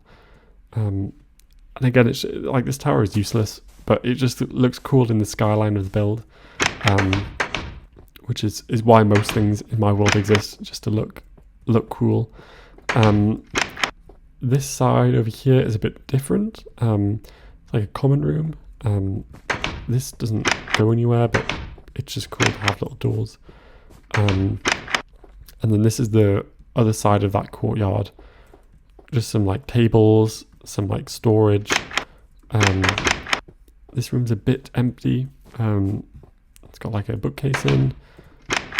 More storage rooms. Another little foyer room. This connects to the main hallway. And then out here there's a little garden. See a ship off in the distance. And then this is just this connects to the main courtyard, which you can see. And then up here is a little bedroom. Again, using these fake walls, it just kind of separates the space a bit, which I think is quite nice. Peek out the windows. But yeah, I was really pleased with when I sort of finished this, because I think it, like, even though it's not really based on like anything specific in real life, aside from the Vatican, I suppose, like, there's not really a real world, not correlation, but there's not really a build which is, or a building in real life which is meant to be like this. This is sort of, I said this wasn't sacred, but this is meant to be like a little chapel. This is based on the Sistine Chapel. Again, I was thinking about the Vatican. I was kind of thinking like, this is meant to be like the creation of Adam painting, but in Minecraft. So I tried to choose some vaguely religious paintings. Paintings are meant to have lore in my world. I'll talk about that when we get to the museum, but yeah, these are kind of like vaguely religious. There's a little side door here, and this is just like a little corridor which leads out to the outside here. That little holding room in there has a little walkway and then a little bridge which leads to, well, this path doesn't really go anywhere, but it just kind of fills out the landscape and gives a nice sort of backdrop. But we'll go back inside. Actually, we'll go through here. This building here has got some rooms in. Got a little staircase which you can go through, and then just a little meeting room, and then a little dead end up here is just like a bedroom with not much in. I should really terraform that as well to have like trees going along, but like it's so big. It takes forever to do the landscaping. The leaves are so slow because again, there is an option in the mod pack, or I guess it's not really. Well, I guess it is a mod pack that I use, the Beta Unleashed. But I don't really. I feel like I don't want to call it that because mod pack has so many other connotations of being actual mods. But this game is essentially still vanilla, and all the mods that are added is quality of life with the Beta Unleashed. So I just say I play Beta Unleashed. With it, there's an option to. Excuse me, I had to clear my throat. There's an option to place leaves without support, so they won't decay. But I feel like my kind of philosophy playing this is that, like, I don't mind cheating, like placing trapdoors without support and things like that. But my thoughts playing is that I want to keep the world so that if I ever had to turn this world into just a normal beta world, like normal beta 1.7.3, no mods, totally vanilla, then everything would stay in the world as it is. So with trapdoors, like, these wouldn't pop off unless you like placed a block next to them. This is probably a better example. So that would like it would stay. You just wouldn't have to. You wouldn't be able to touch them if you were playing on vanilla. It's a little painting room. But yeah, that's kind of my philosophy playing. And I feel like with the leaf decay, like, I could place them without, but then if I ever went back to playing like normal vanilla, then they would decay. So like, for me, that doesn't sit right with me. So I'd rather just place them with logs, so they're connected. So the leaves are connected, so they don't decay. There's a little kitchen in here. I quite like this fireplace. And then yeah, so that anyway, I'm rambling on about leaves. I don't know if anyone cares about this. A circular building with not really anything in. I just quite like the way it looks on the end. And then just a little holding room that goes up to the roof. And then here upstairs, there's a. Sorry, I'm making so much noise with these doors. There's a little library, or a big library. It's the biggest library on this estate. And you can go up again. And you can get into this sort of little rafters. Again, this is why I love having unsupported trapdoors. You can do like really thin railings. Like, I don't like the way fences take up pretty much the whole block. I just think these look better as like railings and fences. They look like better fences than fences do, is what I'm saying. Oh, I did the wrong one. Let me toggle around. Yeah, and I love using it on staircases like this as well. I don't know if you can do this in vanilla. Well, you'd be able to do that, but putting them on stairs, I don't know if that's possible. Anyway, more sort of little rooms, another staff room, and that's pretty much the south estate. We can show the outside. Just some little, I think these are pergolas, or there's something like that. I don't know exactly. With some little greenery on.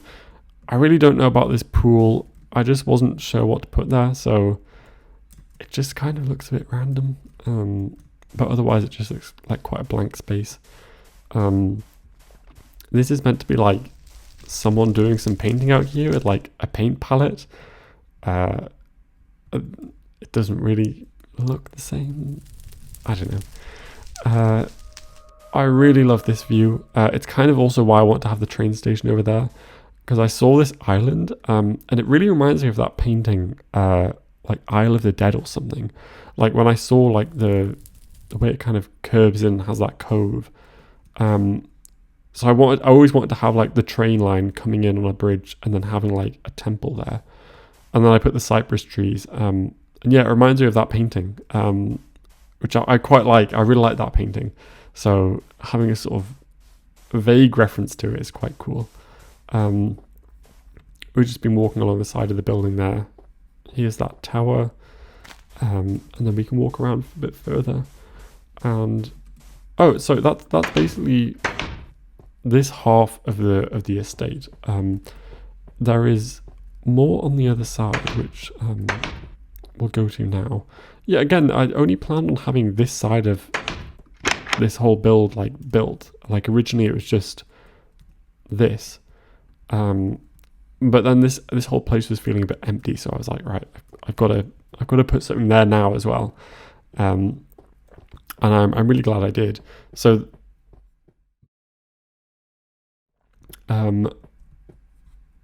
yeah, that kind of side is like more the university research side, but there's not really any like bedrooms or anything for people to live in, so that's kind of what this is.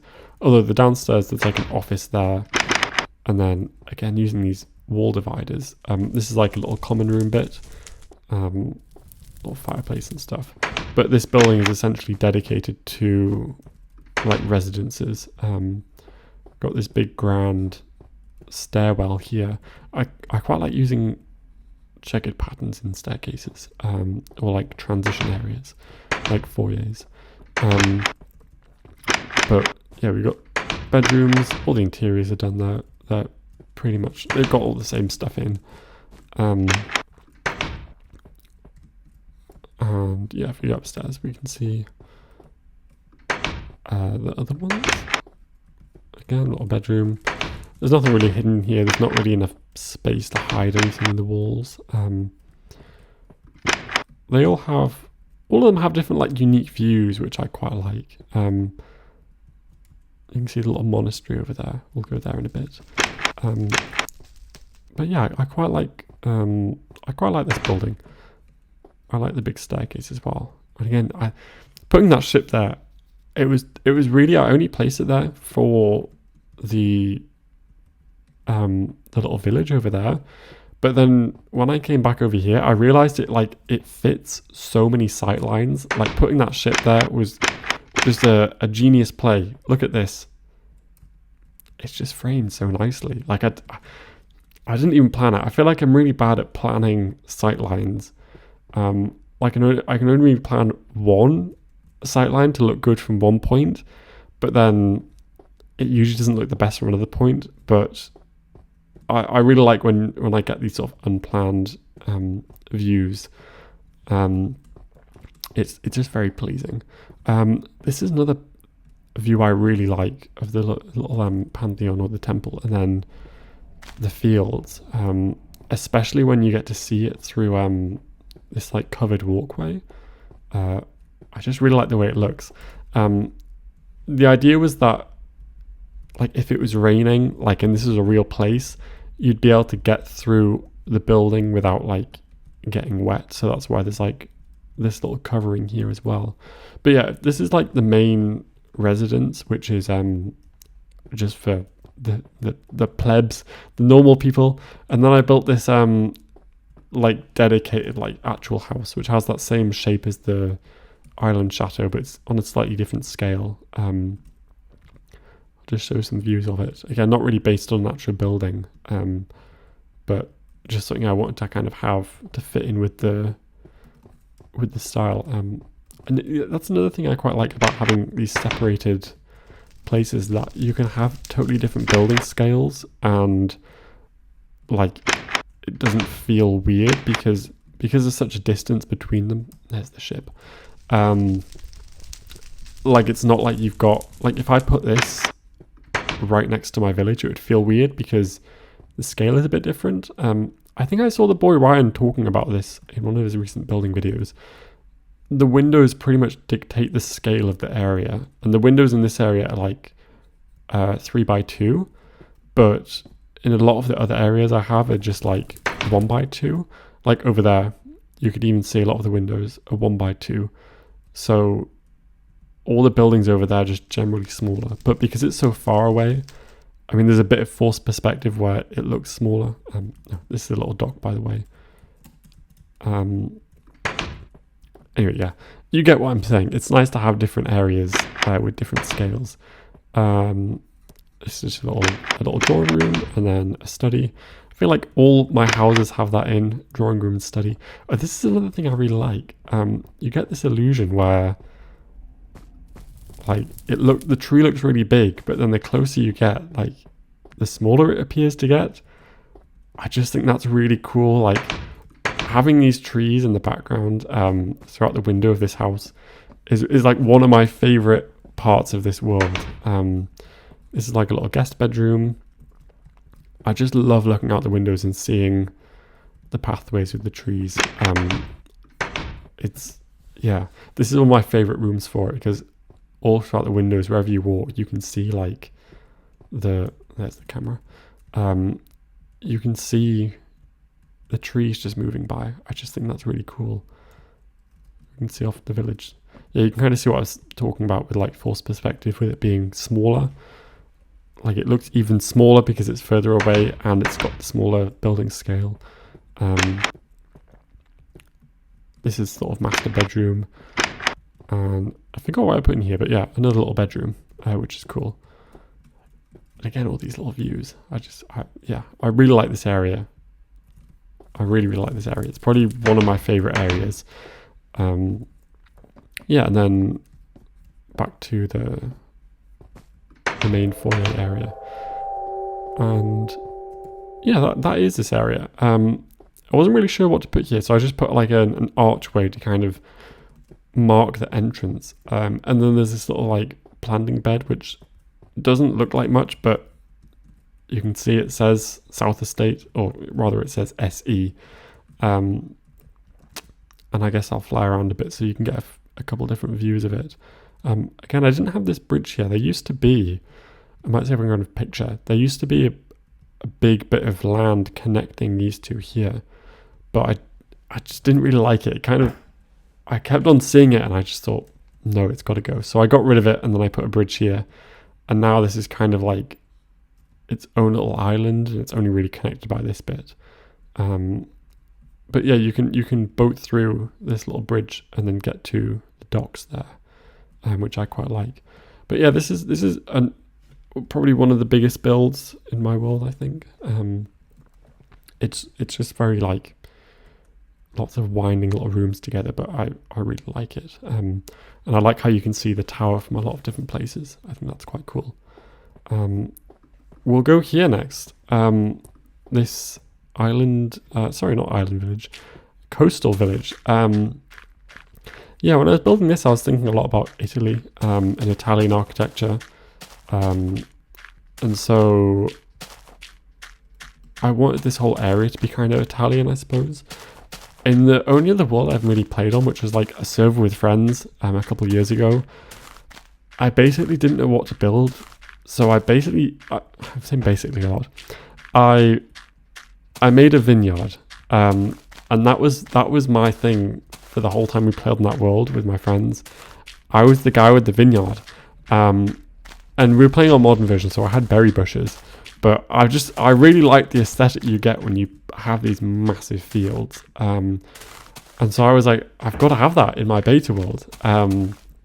So this is kind of how I've done it. You can see up close, you can see where I've did the login.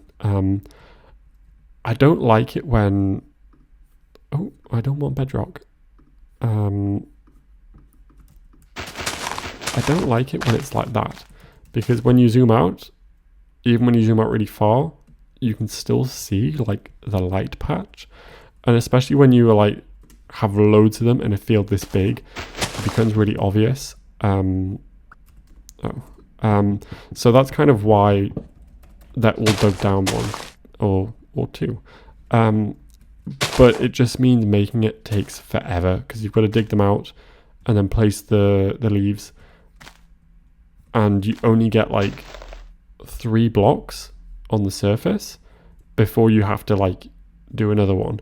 So if I go under, you can see like the potholes, or I don't know, potholes in the ground where I've dug the logs. There's got to be like thousands of these. You can see here really clearly because it's all on one level. It takes ages. It's probably been like multiple hours put in these fields. you might say that's really sad. It probably is, but I just like put on a bunch of long form videos on YouTube, and I'm mainly just watching the videos, and you get into such a like, oh no, a repetitive grind doing these fields. But I honestly, I think they're worth it. I haven't seen anyone else's Minecraft world with something like this in, so I'm quite pleased with like the uniqueness that I kind of have in having this in my world. Yeah, so I'm really pleased with it. So yeah, I'll follow this path around to the village, and then I'll get back. I'll get back to talking.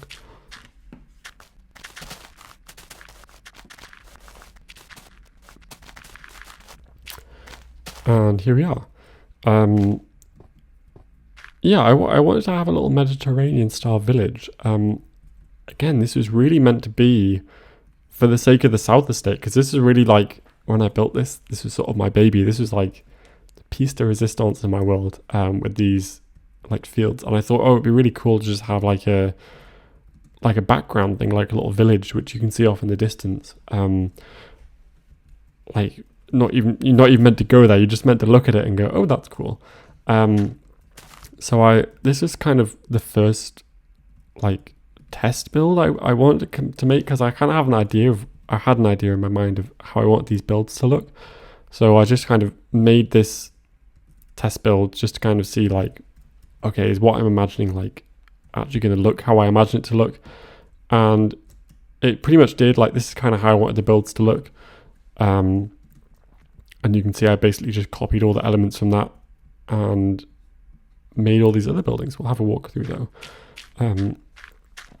And yeah, I was really pleased with how this whole area came out. I do try and like challenge myself a bit to do more like diagonal builds, especially where I've got loads of them. Like, I like having them a bit mishmashed together. Some people, I guess me myself included, like from the ground level, like from a playing perspective, sometimes it can look a bit wonky, like, I don't know, like all a bit higgledy-piggledy, like a bit of a mishmash. Like when it's on when it's on axis or on grid like this, you can see much more clearly what it's meant to be. This is a bit more like, it's a bit harder to tell, especially when you get lots of them clustered together. But like, I don't mind it, and a lot of the time, honestly, I play for like this kind of view. Like, I'm optimizing my builds to be viewed from afar, where everything kind of blends together and you kind of get the more overall sense of what it is. That's just how I like to play. But sometimes I like to build more like player scale like builds, which you're meant to walk through. This is one of them. It's just like a little church, which really doesn't have a lot in it. But we'll go up the tower, because if I was watching a world tour, I'd want to go up the tower. That's something I feel like I've watched a lot of beta world tours, because they always inspire me to like start playing my world again. Because I always see something, or I think, oh, I want that in my world. And I feel like a lot of the time I see people cutting between sections, like I said, or they'll show something, but then they won't show like all the details of it. And I always think like, no, like I want to see what's in that building.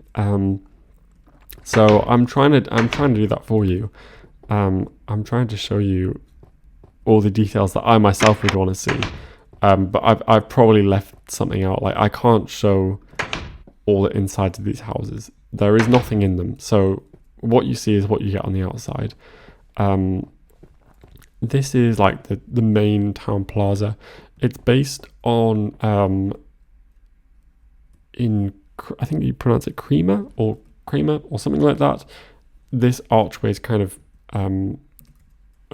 is based on that, and these little like arcade style things as well are based on that. And I tried to make this place feel a bit more alive, so I put some carts in. Again, I think I saw this in Jack Kerwood's beta Minecraft World Tour. I just really like the way they look. These I'd like to say I came up with this myself, but I think I probably subconsciously stole the design from I was watching I think I was watching I've forgotten his name. This is so bad. One of the Betamore YouTubers, and they're called it's like they did a little collaboration. They call themselves the Wheat Peddlers, and they like sell wheat in these little carts. Although I'm yet to see them do it. I'll think of the name and I'll say it when I remember. But yeah, I just like these little cart designs. I think it looks quite cool. So I tried to put them around this sort of town. These are, again, some ships from Jack Kerwood. I should really know how to say that. I'm saying it so often. This is the first place I actually built these in my world. Because I built this place before Reinburg and before the city docks. So, yeah, I just wanted some more detail in the docks, and these ships are just perfect. And then that one over there is just kind of meant to look like there's actually a bit of trade going on. I should really put like a different flag color on some of these, because again, I've got like my own kingdom's flag flying here because they're meant to be these ships. But if it was trading, it'd probably be different flags, wouldn't they? I might change that later. I'm still trying to think of that YouTuber's name. It's really bugging me. It'll come to me. Yeah, so going through the other side, the other arch here, it's just more of the little village. And again, a lot of these buildings are just like, they're not copy pasted, but they are like the same design, just changing where the windows are, changing where the door is, changing the heights of them. Some of them have this style top where you have trapdoors and then slabs, and then some of them just have straight slabs. I feel like the more little elements you can change about a build like this, the more like varied the overall result is, because there's lots of different things you can change, and then it doesn't feel like you're just copying the same thing. But it kind of gives a whole like a nice cohesion to the whole area. Yeah, this is a little I don't know what you call this, a little gateway leading to the monastery. And again, this is only really built because I wanted to have like the sight line to something like this from the South Estate. So I've sort of done the interior. There's a little courtyard thing here. You can look down. Again, it's kind of empty across there. You can go up here. I mean, these would be like bedrooms, for example. And you can see across to South Estate. And I'm going to go up the tower, which is where I'm going now. Here we go. Yeah, I can't remember what I was saying. Yeah, this little monastery. It really just meant to be a sightline, like a feature on the horizon. But you get quite a good view of the area from up here. I can never decide what I want my render distance to be on, because I quite like having these large areas. I basically always play with my render distance on 24 chunks, which is it just like, it allows you to usually see off in the distance, and it usually hides that ugly horizon line thing. Like if I drop down, well, a bit more, like it just keeps enough of the world loaded that you can have these quite distant sight lines, but it's not like breaking my computer. So yeah, see, it just allows things like that where you can just see things off in the distance, and things kind of disappear into the fog. It's just an aesthetic I really like about beta, is the fog, amongst other things.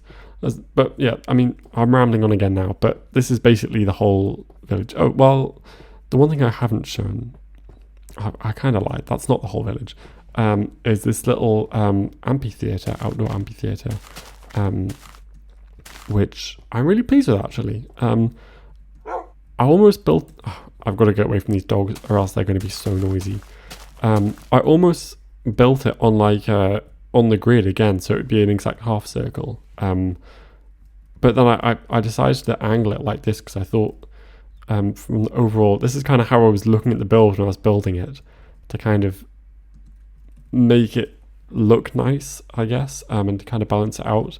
Like the plaza in the middle, the marketplace, monastery, and then over in this corner I decided to put the amphitheatre, and I kind of angled it like that because it kind of matches the curve of like the outside, like the outside's curving. But then someone said I built this the wrong way, and I was like, what do you mean? Like, there's obviously no right way to build it. But then I realized what they mean is like, this is the view you get if you were sitting on the amphitheatre. This would be this is me reciting Homer, or I don't know, the Iliad or whatever. But if I flipped it the other way, then I would have got the view of the field, which is like would be a million times better. But I built it now. I have thought about flipping it around, but I just can't be bothered. And this is the first time I built one of these little orchard places. You just sit on the... I should really get a... Yes, I've got the mod installed. There we go. I just like that. I like the vibe of this area. It just feels nice and shaded. Yeah, I just like having these trees. I put these mushrooms on the leaves as well, and you're meant to like kind of see the red poking through, and it's meant to be like berries or like apples. I don't know. I did try red wool, but it was just like way too strong. So yeah, I thought mushrooms is a cool idea there. That really is the village now. And when I built this and the south estate, I pretty much finished this area. Like I built these fields here. Again, took hours just to kind of close off this area, just so like it finishes here and you're not really meant to walk out further, but it just gives something to like give the effect of the area looking bigger. So there was really nothing out here except for the fields. But then I finished, the most recently I've built in this world has been this villa over here, which is from Call Me By Your Name, the film. And I really like the film. It just feels really atmospheric. I think the music's great, and especially just the setting in Italy. There's so many shots in the film which are just so atmospheric and aesthetic, and I thought I really want to have the villa in my world, because if you've seen the film, you know that the house is kind of, or the villa is kind of a character. I'm not going to go into a whole film analysis of that, mainly because I don't really know about... I'm probably not qualified to speak about the film on a in-depth level. But I really like the way the film looks, so I decided to build it in my world. And one of the scenes is set in this place called Fontanile Quarantina, something like that. I'll put a picture of it up, hopefully, if I remember, of what it looks like. And I just tried to recreate it like this nice shallow pool with these trees overhanging, and you create this shade around the edge. I just really like the way it looks. I'm really bad at building custom trees, so whenever you see trees in my world, it's just like it's a large tree that I've grown. For these, I just grew the large tree over the water and then built logs connecting it. Like, that is the best I can do for trees. The only other tree I can do is like a cypress tree, which is all the ones you've been seeing going across the path, just because they're really simple. But anything more than that, I've never been able to make trees look good. At some point, I'm sure I'll try. I'll try and make good trees, but no, not yet. Again, another really unplanned sightline, but the little monastery bell tower just fits so perfectly in that little the little cut through the trees. And I did try and shade like these cliffs, but then I purposely try and left like, I didn't put any trees on the cliff here, so you get the light just to kind of give it a bit more depth. And I like how that came out. So yeah, I was quite pleased with this area. And then the main attraction for this area, just following the path down, and then through these gates, there is walls surrounding this whole area, either walls or natural terrain barrier, but you really don't see it because of all the trees. This is the villa, which I didn't really realize until I started building it, but to make it look like the villa, it ended up having to be really big. Like this is compared to like the French Chateau and the other like houses I've done, which have, I guess majority of them have been French. This one is way bigger than them. It's basically just like a square block. I guess it doesn't look so big when I've got all the like the appropriately scaled landscaping around, like with the trees and stuff. But I'll put some pictures on of like the process of making it. It just, when I was building it at the start, I was like, this is going to be massive. And it was, and there was so much space inside to do interiors, which ended up being quite a blessing because I could do some quite, I could be a bit more creative with the interiors.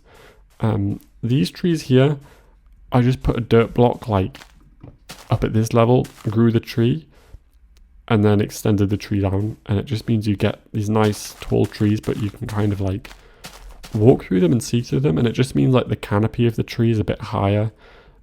Again, it was to try and match the scale of this building, because if I, like, you can see the kind of height of normal big trees there, they're like half the size of the building, but realistically I wanted them a bit taller, so that's why I did that. They probably could be a bit taller, but at that point, like, I just have to be making custom trees, or else the stems, or rather the trunks, would look too sort of skinny. And I couldn't be bothered to do custom trees, because I'm lazy when it comes to landscaping. So yeah, this is the main corridor which runs through the entirety of the building. This is the interior is as accurate as I could make it. You would have thought with there being a film made about this villa, there would be lots online to like reference, and there sort of is for the exterior, but for the interior, it's really hard to find like official floor plans. There's no official floor plans I could find except for like fan made ones. There's this one drawing that I kind of referenced a lot, but that's only got like the downstairs floor plan. So the upstairs is sort of made up, but using different.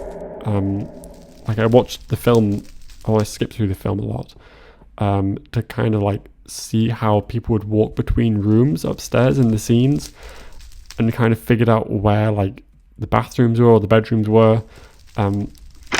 This sort of like in the actual history of this building, it was originally just a square block, but then this was a more modern extension which has like the kitchen in and like servant stuff. So there's way less, there's no pictures of the interior of that. But yeah, what am I saying? I've tried to make it as accurate as possible. I found it really hard to actually fill these rooms in because like realistically these rooms are like really big. And so to try and fill them with furniture so it doesn't feel empty is quite difficult, I found. Like even this is probably the worst offender. It's like this table in the middle of the room, and I've done like a carpet out of dirt, just because the color kind of suits the carpet that's there in real life. But there's still like empty space. I've tried to fill in with like these little side tables in the windows, but yeah, it still feels a bit empty.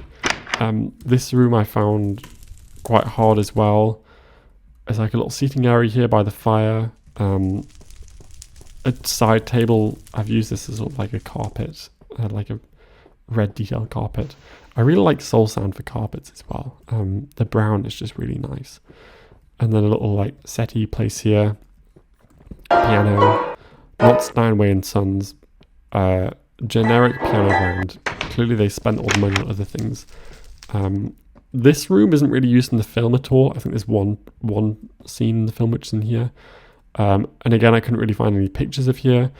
But I just kind of made it up, and I quite like these cozy little chairs with the fire. The ceilings aren't accurate at all, just because like I don't have the actual scale to make them accurate. The building looks accurate from the outside. The interior, I kind of had to force fit the rooms to the building, but the layout is like as identical as I could get it. I don't know if anyone cares about this level of detail. I do care, so that's why I'm telling everyone. It's why I'm telling you. This is the master bedroom. Again, it wasn't used in the film, but I found some pictures where like the scene designer or set designer had taken pictures of the room because they thought they might use it, but they didn't end up using it. This bathroom, I found some real estate pictures from when the house was up for sale, I think in 2019. They don't show this shot of the room. They only show this, and then they show like a corner, which I'm guessing is this corner. And so I kind of really had to put the pieces together for a lot of these rooms. I did read.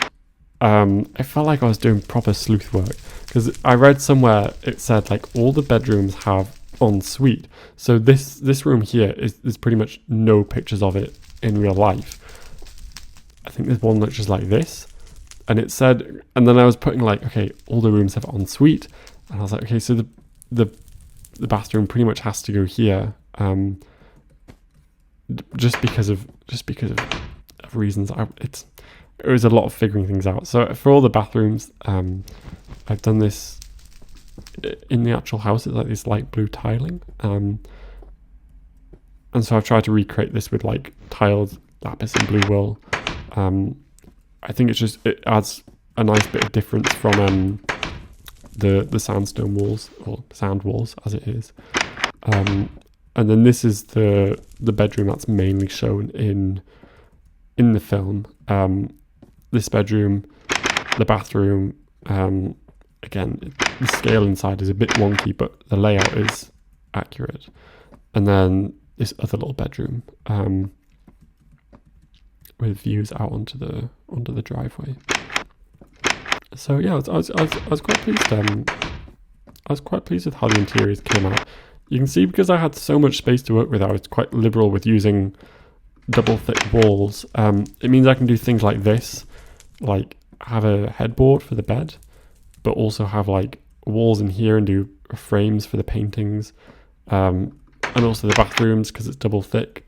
I can have these like custom wallpapers, and then the ceilings are all like pretty much like this. I don't know if I showed the ceilings. What are they called? Coffered ceilings, I think. But yeah, that's pretty much the entire main house. This is the upstairs of the little kitchen wing. Little bedroom. You can see the headboard there. I had to hide because this is one thick now because I had less space. I hid with some extra, like, I don't know, a little sideboard thing. Storage room, a bedroom, I think. Yeah, a bedroom. And then in here, I'll go up here because if I was watching, I'd want to see what was up here. Even though there's not really anything, it just goes up the tower. I think little tower turrets like this are quite fun. Not really anything up here, but you can just about see the village. I guess you can get a nice view of the garden. Let me just drop down all the way to the bottom. And then there's a little servant's dining room. A little courtyard thing here. And that's basically the interior of the house. And the rest of this area is pretty much the landscape and gardens. I really wish I could get dirt that wouldn't turn to grass. The way I thought of maybe doing it is you could have dirt, and then you could put an invisible stair block on top. But I don't know if the stair block is classed as like transparent, or whether the grass would like spread to it. I didn't test that because I thought it would be a nightmare getting all those individual stair blocks to cover the dirt for these little paths. So I just used soul sand, so it looks a bit more like mud, but you know, it's fine. This little tree in the it's not a tree. A little table in the shade for those sort of summer garden parties. I thought this is quite nice. And then at the back here, just these stairs leading down to the garden. I won't walk around in it because there's really nothing to see. But I think this is a really nice view of the house. And seeing the trees. I tried to put the cypress trees just like dotted in the forest, just so they kind of poke up every now and then. And I feel like it really gives that sort of Mediterranean, like Italian feel. Just having the trees kind of poking through. If I go back here as well, like these cluster of trees. Oh, I'm getting a bit far away now, but you get the idea.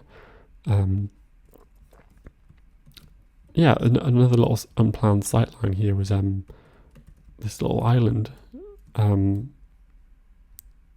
It just sort of framed perfectly in the garden, which is quite nice.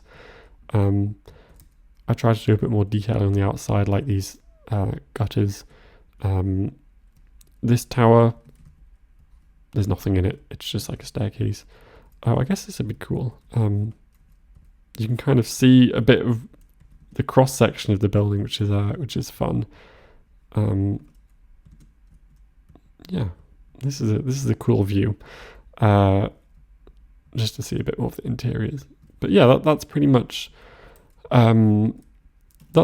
this whole area. This is the most recent thing I've built in the world. But I've got quite a few other things to show as well. So yeah, that basically concludes this whole south area of the world. I guess I'll walk back to the train station now, and we'll go to another part of the world.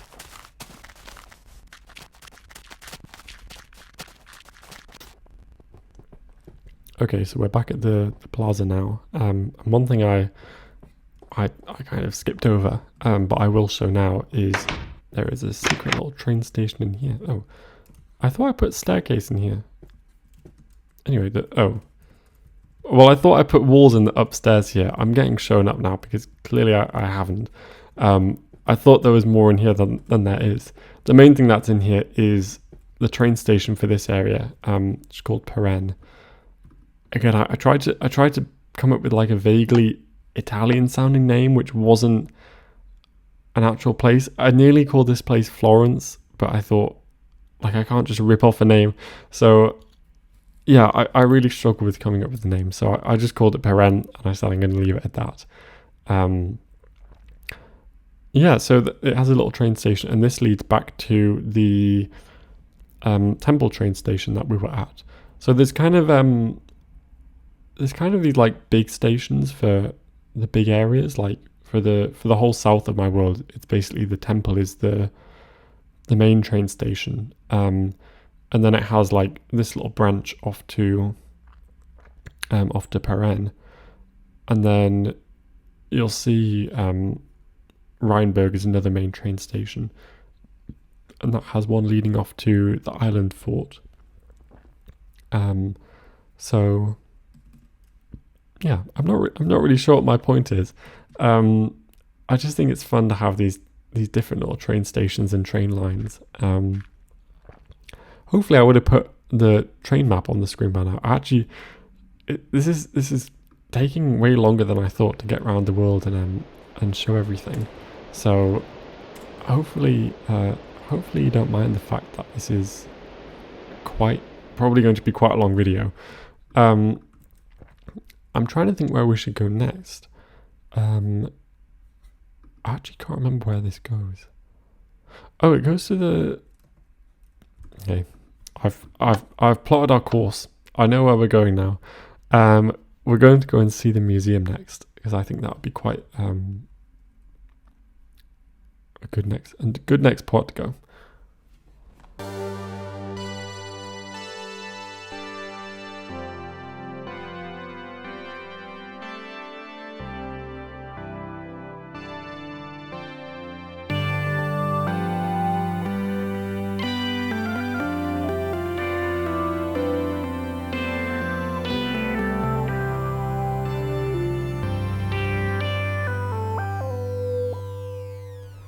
I forgot how long that tunnel was. That was like the staircase in Super Mario 64, where it just goes on and on and on. But we're finally here. We're at the museum. Let me quickly. I'll do it once. Oh no. Oh, is it gonna let me?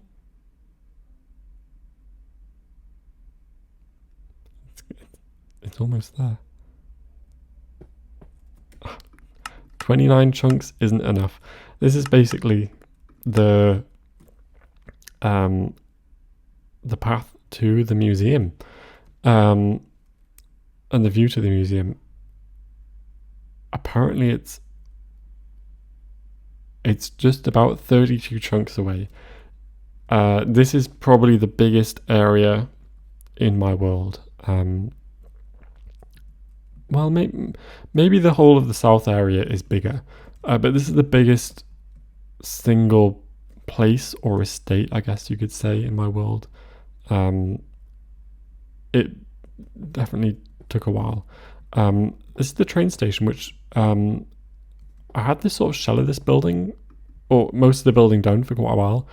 But again, when I was kind of updating the world and just doing the odd things before I was doing this world tour, I added these railings and I added these wooden arches here.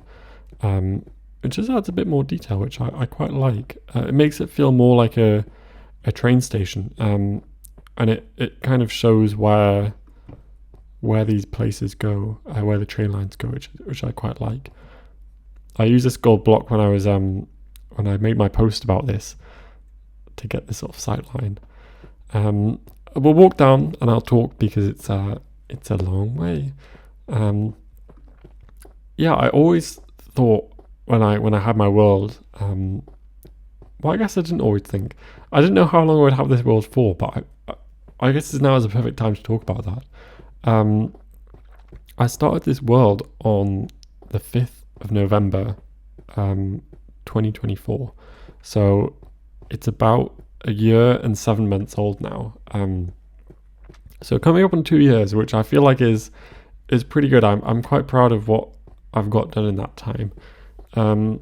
But yeah, I didn't know how long I was going to play beta Minecraft when I kind of started this world. I didn't know I would like it so much, to be honest. And yeah, I think after I'd sort of been playing for a while, I kind of got this idea that I wanted to have this museum in my world where I could just like put things like if I had to destroy something, I could put it in the museum. Or I just think a museum's a fun thing to have, to keep, just to have exhibits in. The main idea I had for the museum as well was somewhere to put all the paintings of the game in, and also all the blocks. They were the two main things I wanted to have, blocks and paintings. And you'll see when we go in, that is pretty much most of the museum, or like the museum wings, I suppose. But otherwise it's mainly just like an aesthetic thing. We'll have a look at the building first. I came up with the building design myself. A lot of the buildings I've shown are based on something in real life, or direct copies of buildings in real life. But this one, I just wanted to make a massive building. It feels massive, but funny enough, whenever I come over here now, I've built some big things. I'm like, I feel like it could be bigger. So I've got sort of plans brewing for a similar sort of structure, which will be, well, if I build it, will be bigger. But for now, I think this is the biggest building. One of the coolest things about this build is the map I made. Maps don't seem to work in beta. I think they do in vanilla, but at least the mod pack that I've been mentioning, Beta Unleashed, that I play, I think maybe messes them up. But even beside that, you can't put maps in item frames or anything like that. And I think it's just cool to have like a map which you can look at in the world. And this is the way I thought to do it. Is it raining or is it going nighttime? It's going nighttime. Yeah, you can probably figure out how it's done, but it's one of those things which, because I play in creative in this world, like I could have the idea and I thought, yeah, I can try that. But if I was playing survival, I wanted to try and make this, it would have taken probably days to dig it all out. But it basically shows the outline of the museum, and it has all the different wings in it, tells you what's in those wings, which I think is really cool. Again, I don't think I've seen anyone else do this in their world, so maybe this is a first for Minecraft beta. I really hope it is. I'd be quite pleased to have come up with the idea. But yeah, I think it's quite cool, and it shows you everything in the building, which I quite like. And then I just made that piston thing just so you can get onto it safely. There's no sort of glass panes, and glass block has that... it just has these lines that sort of get in the way. So I figured like the least obtrusive thing would be the fence post. If anyone has any better ideas of what that could be, do let me know. But yeah, this is the main museum. I wanted it to be so big because I really like the idea. It's a bit similar to that room I showed you in the South Estate, that big empty corridor. I just really wanted this massive corridor which you could put things in. This like exhibition space. And so that's kind of why the building looks like this. It's just to have this really big corridor which I can just put anything I want in. Again, a bit of a creative thing. I wanted to have like this information point which marks the map. And it was all glass, but I feel like with ice, because it hasn't got, these borders, it just looks a bit cleaner, looks a bit nicer. I was thinking of, I think it's in Jurassic World, the film. They have a similar sort of like holographic like information point thing. I think it's in that film anyway. I'll try and find it. I was just thinking of that really. But yeah, we'll go to the first exhibition I built in here, which was the small paintings exhibition. I tried to make this feel like a museum with like the white plaster sort of boards. And I'll basically explain about paintings in my world now. So my idea was to have each painting is based on a real place in the world. Or is like, there is one original version of the painting somewhere in the world, and all the paintings in the museum are a copy. And so basically, I'm saying basically a lot again, each painting is, I'm planning on having like a description of the painting which gives you clues about where the original painting is in the world. One of the examples, I think one of the only examples is this one. I don't really know what it is, but to me it looks like it could be like a snowstorm or something. And I've got this snowy area in my world, so I decided this would be like an original painting which is in the snowy area, and it's in the castle which is in the snowy area. And here the description is, it tells you it's about this snowstorm, and it tells you the original art is still in that fortress. So it's kind of like a place you can come in the world, and it's meant to like direct you to different places in the world. And it was just my idea of like trying to create some sort of lore, because I'm not very good at lore, but this was kind of a fun way for me to do it. This I should probably put something in, but it's just like an empty hall room for now. And then yeah, this is another one, which again, I think I came up with this idea when I must have came up with this idea when I did my snowy area, because this one is also meant to be in the snowy area. But I should really space them out, because I've got a lot of places in my world which have paintings. You can read this. It basically tells you where the painting is. So yeah, it's kind of a fun idea I had. These could probably have something on them, but yeah. So I'm gonna reduce this because I'm liking a bit. But yeah, so eventually I'm going to have the real version of the painting, quote unquote, somewhere in a build in my world, and all the ones here are going to be copies, again, quote unquote. And yeah, I think you understand the idea. So that's what I was saying earlier in the Sistine Chapel copy that I had in my South Estate. I was saying they're sort of religious paintings. Hopefully that makes a bit more sense now. This is the large paintings, and yeah, again, these are going to have descriptions at some point. Maybe this is like the creation painting, and you can find it in the South Estate, and the original is the one in that chapel, and all the other ones are copies. That's kind of the idea.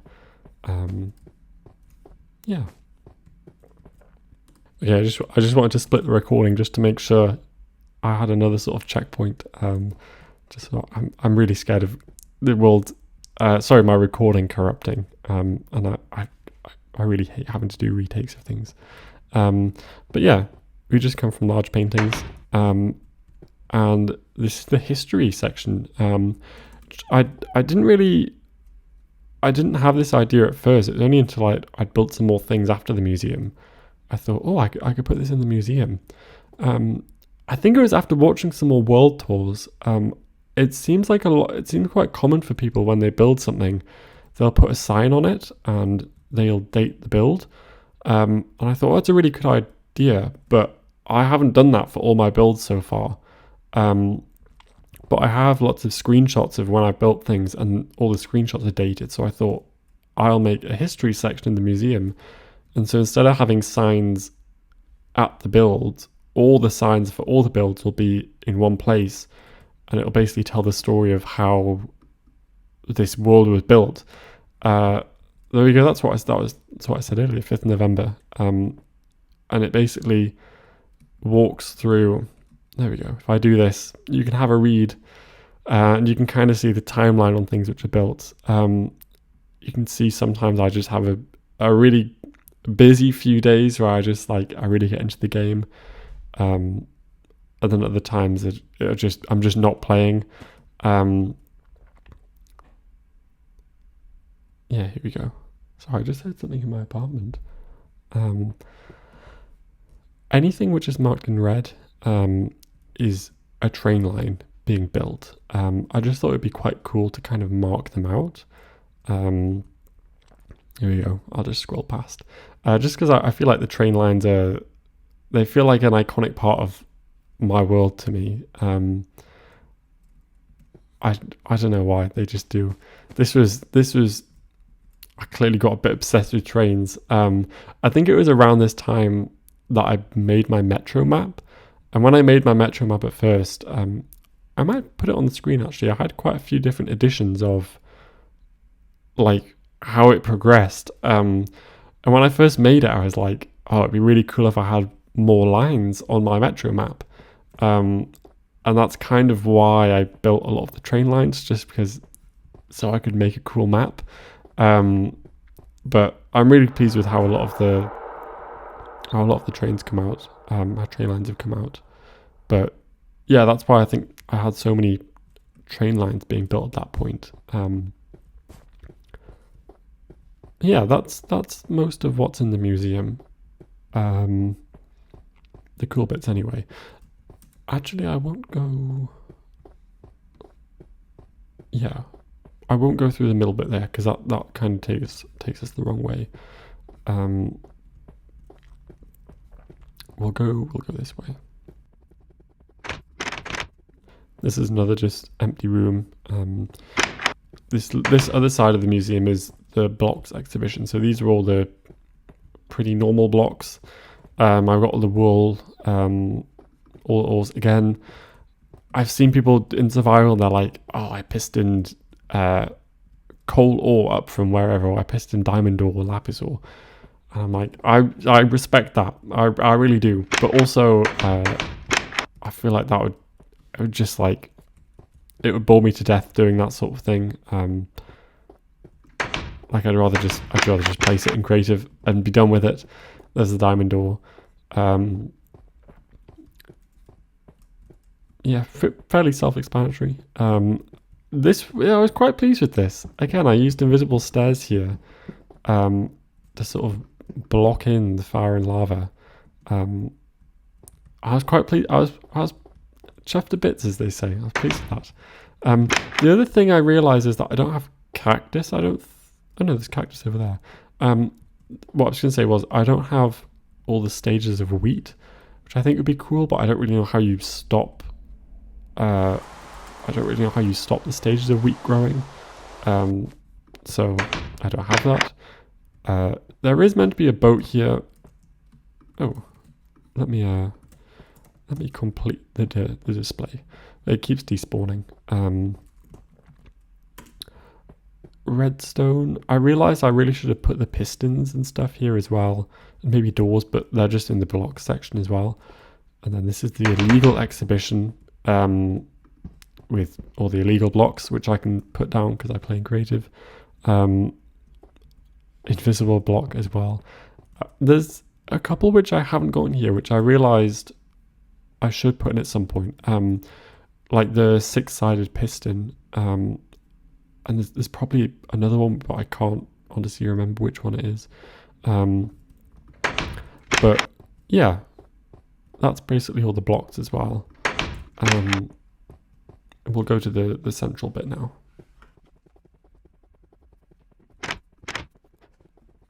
Yeah, so this is the main exhibition. I didn't really know what to put because it's quite a big space. So this is the natural world exhibition, and I've got these little fact signs. I should really add the cypress tree to this because I've used it so often in my world. It's kind of become a world specific tree to my world, like a custom tree. This is a geological survey sample, just a bit of the Minecraft world.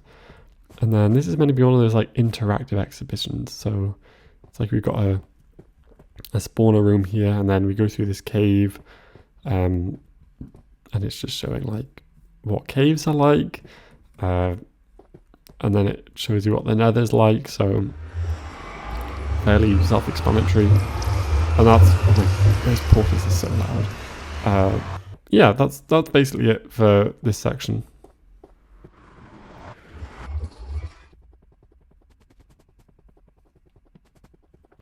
And then on the other side of the museum is the Ancient Wonders exhibition. So I kind of thought it'd be cool to put this temple in. Ancient temple. Yeah, I don't know why I said that. I definitely didn't say ancient temple. I nearly did build in the desert in my world. That's kind of a place I haven't really built, like a desert location. But I wanted to build somewhere which had like ruined temples like this, or like some pyramids or some Egyptian inspired architecture. So there's this, but there's not any of it out in the world. I feel like I hear a lot of people say this in their world tours, but they want to build like ruins around the world. And I really want to do that as well, but I just haven't really done much of that. Again, this is relating to the Western Fort lore. I'll let you read at your own leisure. And then again, this is the sort of thing I'd like to put out in the world, but I just haven't yet. Just trying to add lore, but I'm just not very good at lore. And that's kind of all I've got in this section for now. I quite like the fact that I can just come and add things whenever I want, whenever I feel like it. You know, I don't have to finish all my builds all at once. This is something Dialco says. He always says if he's not happy with it, he can come back and change it. And I feel exactly the same. Or certainly he's given me the inspiration that, you know, builds don't have to be perfect. And I feel like that is what lets me kind of start building in the first place. Because I feel like I do a lot of planning, or like finding references and things for my builds. And trying to plan out the perfect like layout and the landscaping, how it's all going to look. And I'm always quite scared to get it wrong, but it doesn't matter. It's just a game. You just gotta start. And like Dialco says, you can always change it when it goes wrong, if it ever goes wrong. I feel like generally I don't have to tear down bits of my builds. I'm quite pleased with how they happened first time. This is an obelisk. Based on, not that I searched up the picture, this is from memory, but I think there's one on the London Thames, or along the riverside certainly. And I thought it'd be cool just to kind of have it there. Why not? It feels like a museum-y thing. More of the building. And then there's these gardens, which I want to be like sculpture gardens. Again, these aren't finished. I mean, I'm talking about it. You can't see it at all because of the hedges. I like the views down these paths as well. I'll go into fly mode for this. This is my miserable start. Copper Golem by Mojang, and then this is my artist interpretation. And then what's this one? Copper Golem by Mojang, unoxidized. Wait, I should get back in the camera. And then Iron Golem, and then Snow Golem, because they don't exist yet. So just fun things like that, like sculptures, either Minecraft related or this is based off the Jellycat of Timmy Turtle, which my boyfriend has, and he built a statue of it, and I just copied it into the world in sandstone, and I think it's quite funny. This is another one my boyfriend did. I think it's meant to be E.T. E.T.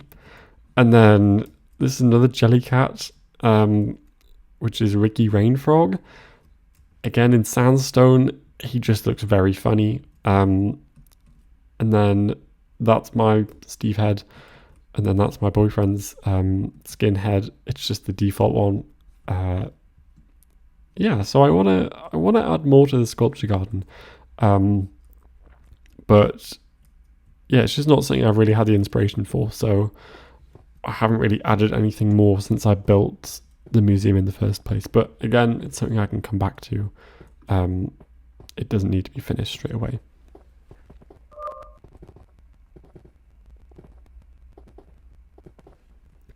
Oh, I didn't think I mentioned anything about this arch. I think I just walked past it. Again, as with a lot of my builds, originally I knew I wanted gardens, and I knew I wanted the museum. And so I kind of got this far, and then I thought it kind of just ended here, and I didn't know really what to put. So I thought it'd be really cool to have a triumphal arch. I was thinking of like architectural things, like you've got like temples, like train stations, I guess, are another thing, obelisks, and I feel like arches was one of them that came to mind. I was like, oh, like an architectural arch would be really cool. It's not really a triumph arch because it's not really triumphing anything. Certainly no war was involved with this museum. I guess it's a triumph that I finished the museum at all, because it is a massive build project. And then again, this sat sort of basically cut off, and there was nothing here for ages. And then when I was expanding the train station, I mean, if you stopped to read the museum history signs, you probably would have seen that this was then extended. Like I built the bridge, and then I built the train station, and then I decided to build some like gardens for it just because I thought it would look cool. I was really pleased with this train station as well. If I just show it off a bit. Again, not really based on any specific train station. I just want it to be like quite classical looking, just to be in keeping with the museum. It's maybe sort of based on Newcastle train station, again close to where I'm from in the north of England. Just this portico. Newcastle station has a similar thing. but then the rest of the train station looks totally different. So sort of inspired, but I feel like a lot of train stations have this arched roof like that with all the tracks running through. So yeah. I guess now we'll go to the very furthest point in my world, which is the Western Fort. Yeah, let's go.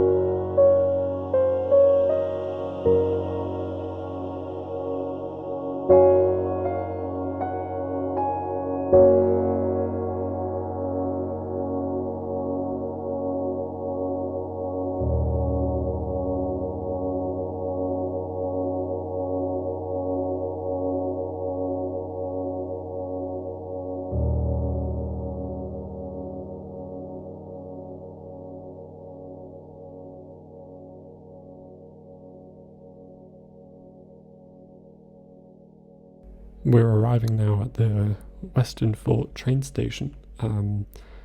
Again, this is a fairly modern addition to the world. I think I built this a couple of days ago.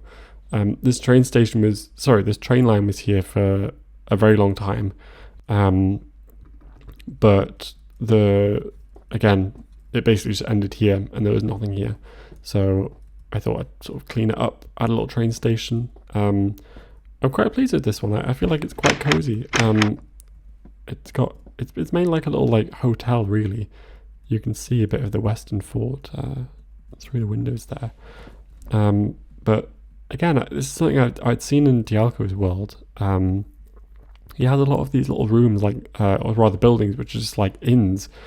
And he's got these like a lot of little just beds lying around. And I feel like that's really cozy. So I wanted to kind of have the same vibe, just like a little hotel kind of place. And you can go up here, which we will. Oh, it's snowing. How atmospheric. And there it is, off in the distance, the Western Fort.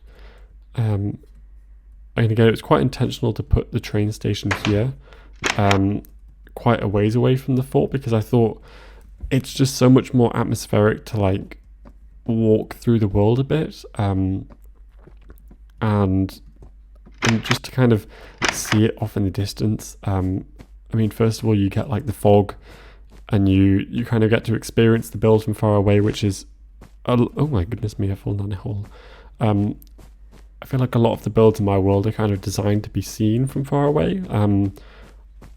Like this is like totally designed to be seen far away, because you've got kind of the focal point there with the bridge, and then all the little like clustered buildings on the other side. But yeah, I just quite like the atmosphere of beta, and I got really lucky with having this massive snowy biome.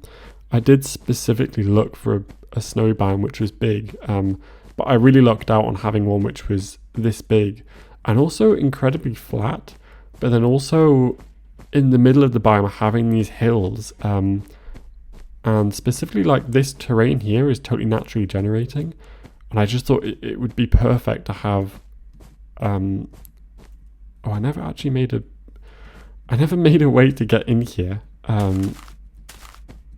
This is probably really dark on the video. Oh my goodness me, we've got scary noises. Okay, there we go, that'll do. Yeah, I feel like this is it just felt perfect for putting a bridge here. It just works so well, doesn't it? I'm saying that I'm really blowing my own trumpet here. I think it looks nice. and to have the little fort on the little outcrop of rock there as well. Oh, it's gonna feel so cozy inside. Come on in. Yeah, here we go. This is the Great Hall, which I was quite pleased with. It's got like lots of the beams and the rafters. It's got this massive fireplace and this big dining table. To talk about the museum paintings, that is the original painting. That is the original painting of the man. I don't care if you've got that painting in your own world. It's fake. This is the real one. It's right here in my world. No, I'm just kidding. But in my world's lore, that's the real painting. I think it's quite fun to kind of have that, to say, you know, this is the real one in the world, and you know, if you want to see the real one, you've got to go there to see it. The interiors of this little, like, I don't know what you call it, little fort building, they're all a bit mishmashed.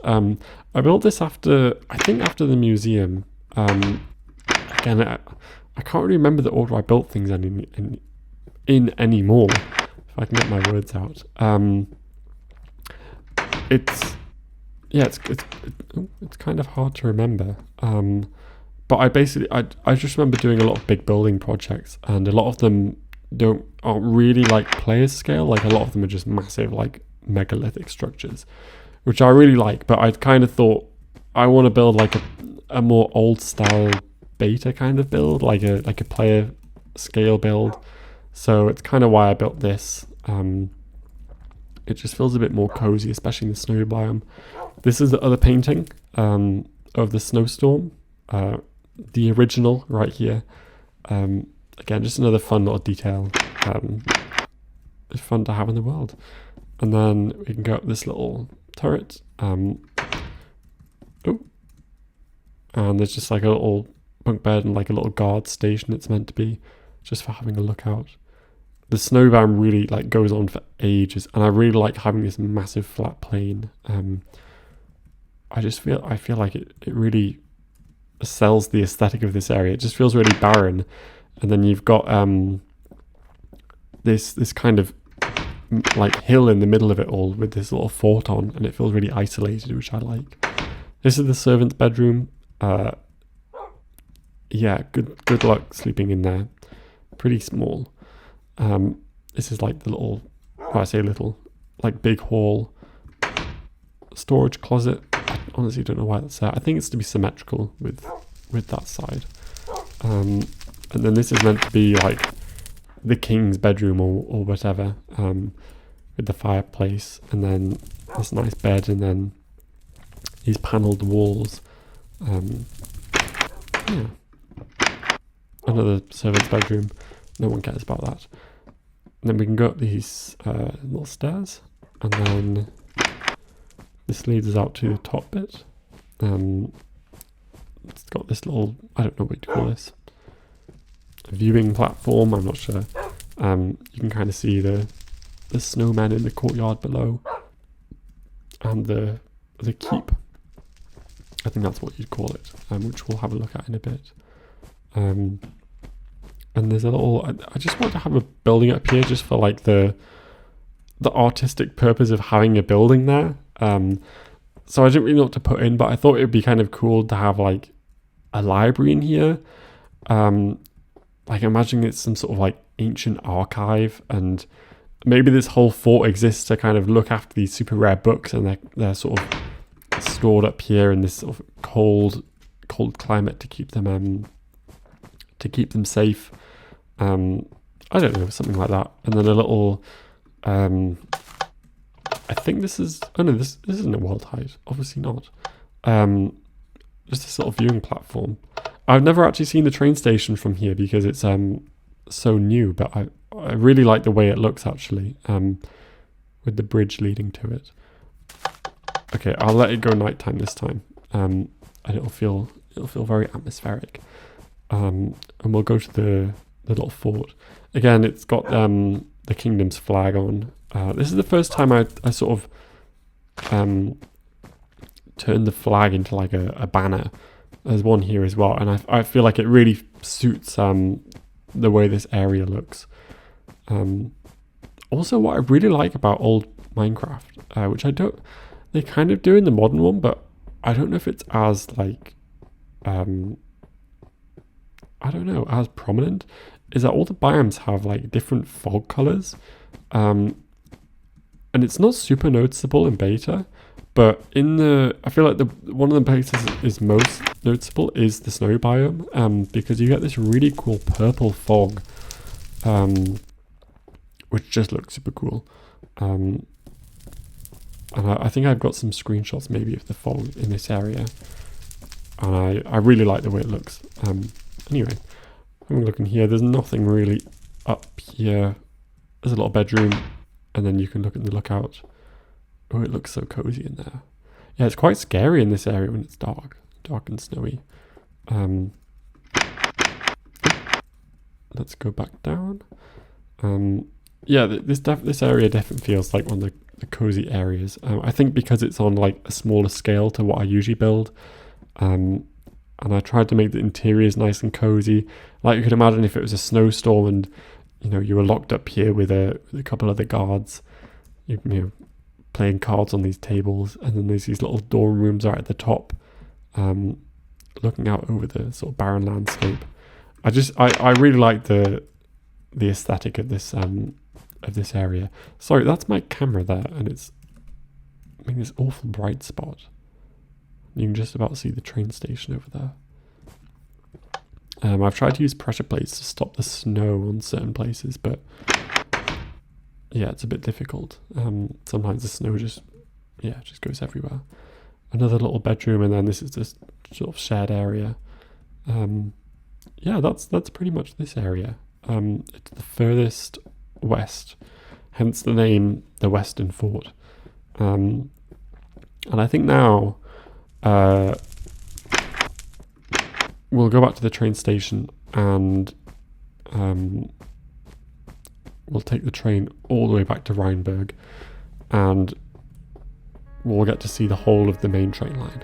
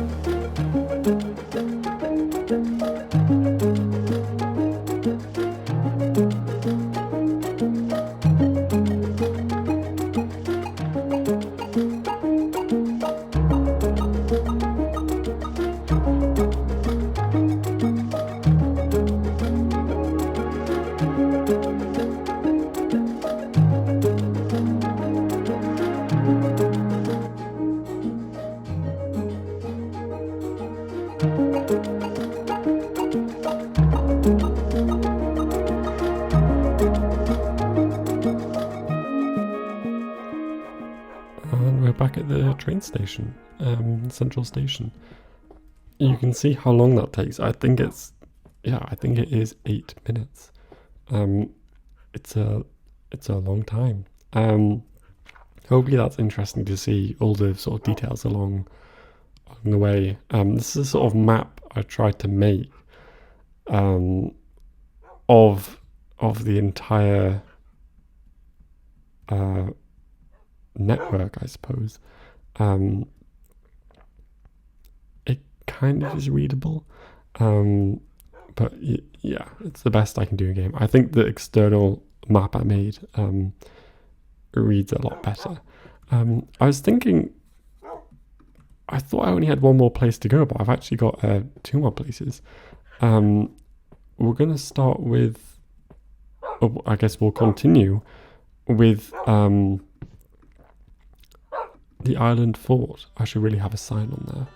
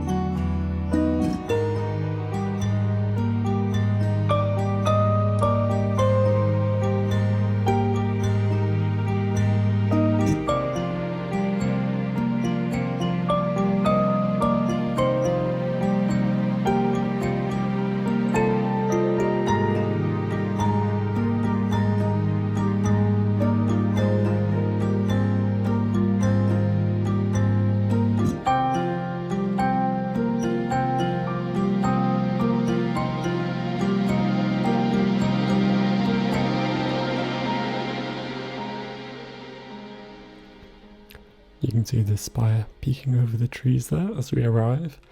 You might have guessed already if you've seen pictures of this place before. This place is based on the, I'm going to butcher the name, Le Mont Saint-Michel in France. And I have been there before, and it is such a cool place. And again, it's one of those places I visited in real life and thought I need a bit of that in my Minecraft world. I feel like that is so much of my Minecraft world is seeing things and just going, yeah, I want a bit of that. I just really like building things from real life or things that inspire me. So yeah, one of the coolest parts about this place is the working tide that I've got. So it's actually a tidal island, so you can only get on the island during daytime. As the signs say, please be aware of dangerous tidal activity when crossing. So in the daytime, it's low tide, so you can get across. And then the morning and evening is generally unsafe because you never know when the tide's going to come in or go out. Obviously, that's how it works in Minecraft. And then at night, it's high tide, so the water covers the sand. We might look at how this works in a bit. Hopefully when we're on the island it'll turn nighttime and we'll get to see the water come across. It's one of the coolest things in my world. It's definitely not redstone, okay? It's definitely a real working tidal system in beta Minecraft. Anyway, so this is the little entrance bit. There's this little shed here. I'm saying little a lot now. It's not so little. It's normal sized. A lot of the houses are just identical to this style of the village. Again, I was about to say I forgot to put windows.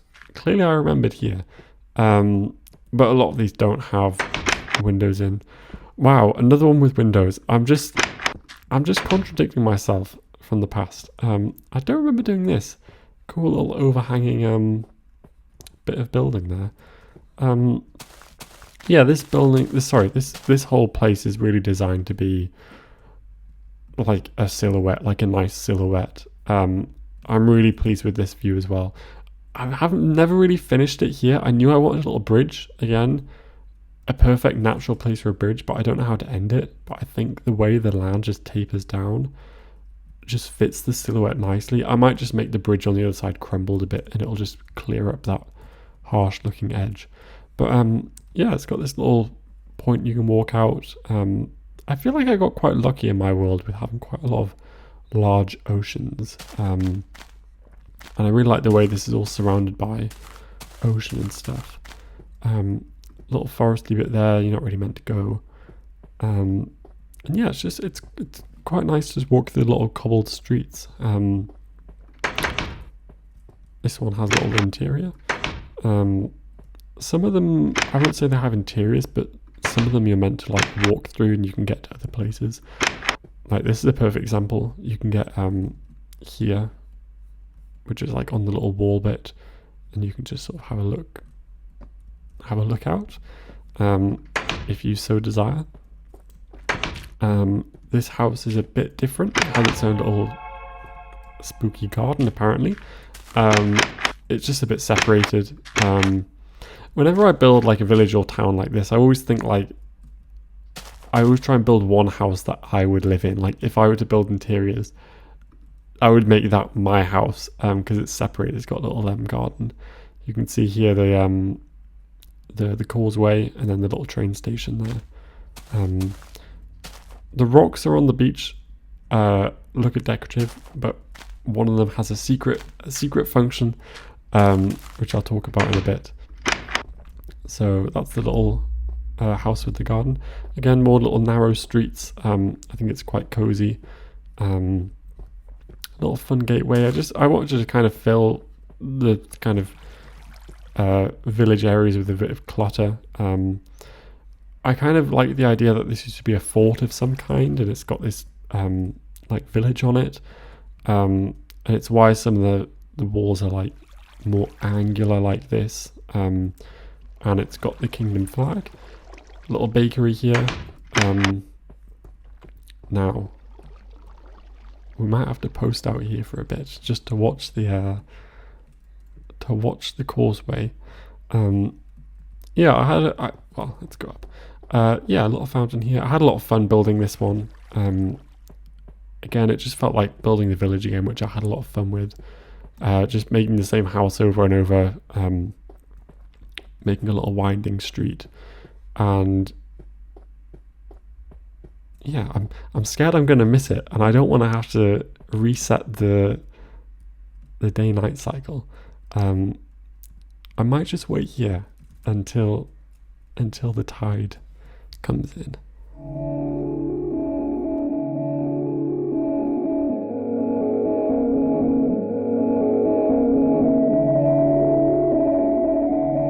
And the tide goes in just like that.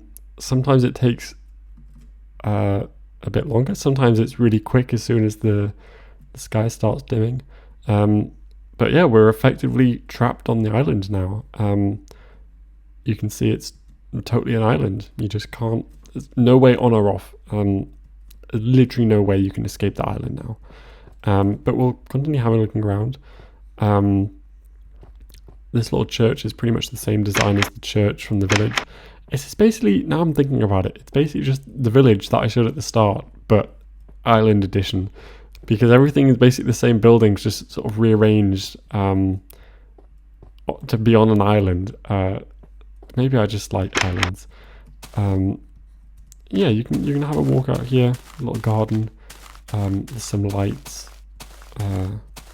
Really not much to see out here. The interest is in the actual the little following buildings. There's little cloister sort of courtyard here.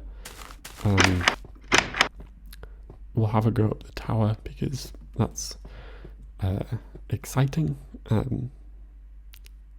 Probably as exciting as it gets for this whole world tour. The ocean, scary and dark. It feels quite cozy on the island, knowing the tides come in, you can't escape. I just think that's a really fun little world building thing. Now these surrounding or accompanying little buildings are really just like meant to be, they're just kind of like meant to buff up the silhouette of the island a bit. And so yeah, I just kind of had to retrofit the interiors, but I think they came out okay. I don't know why there's so many bookshelves in here. There was literally no walls, it's just bookshelf. Another little side building. Again, this is kind of what I was talking about maybe a couple hours ago by now. But having lots of these little winding passageways and doors is something I've always really liked doing. That's unfinished. Let's not have a look down there. Yeah, excuse me. This just goes back to some other little outbuildings. Which if we go up here, there's another little tower. I was quite pleased with the tower design. Again, it's more things you can do with these trap doors. It just allows you to have like a walkable area, but not be so bulky when you view it from afar, which I think is really nice. You can see the lights on and the stars. It's quite cool. Okay, enough of the free cam. Yeah, now you might have spotted, if you were looking closely, some little red lights before. I don't know if people will watch this. I'm anticipating like maybe some really hardcore fans of my Reddit posts, who've seen my builds and asked for a bit more of a tour to view this video. But whenever I've watched world tours, sometimes I end up just like listening to them. I don't know what people think of my voice. I've never really recorded myself speaking for such a length of time, so hopefully people, or hopefully you think my voice is listenable at best.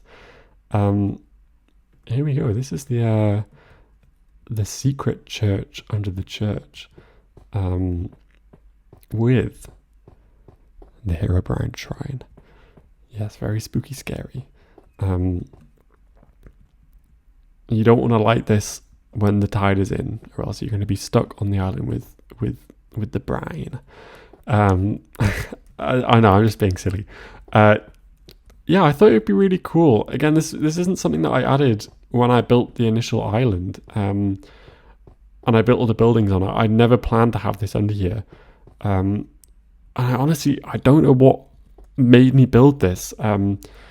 Maybe it was the sort of spirit of Herobrine infecting me, and I had to build him like an evil underworld temple. But if I go into free cam, you can kind of see like I've lined it up perfectly with the church. Oh, here's a really good view. So it's really like when you see the church up here, you're only really seeing the top of the actual like cathedral, which really goes all the way down to here. It's a bit like when people make those theories about the statues on Easter Island, and they're like, there's secretly a whole giant statue under the earth. Who knows if that's true? It's probably not. But it's certainly true on my island. The tip of the church is like the tip of the iceberg. You really don't actually know what's lurking underneath the secret Herobrine church. So yeah, I think this is a kind of fun thing. It's kind of spooky. It's probably really dark, so I don't know how much of this is going to come through in the video. And then through here is the secret little doorway, and then it just leads to the ladder, which goes up to the tower. So it just makes it a bit easier to get out. But yeah, that's what's down there. So yeah, it's quite fun. It's just I like having things like that, which you won't necessarily see if you were to see pictures of the place. But I know is like, me personally, it's like, I know it's hidden down there. It's one of the cool secrets of my world, I guess, if you can call it a secret. And the rest of the island, there's not really anything on it. I don't think I showed the interior of the little bakery. It's just got a cozy little bedroom up here. I think it's quite cute. And the furnaces, and yeah, and we've spent a whole night on the island, and we've survived. So we can count ourselves lucky. We'll wait for the tide to come in, or rather, wait for the tide to go out now.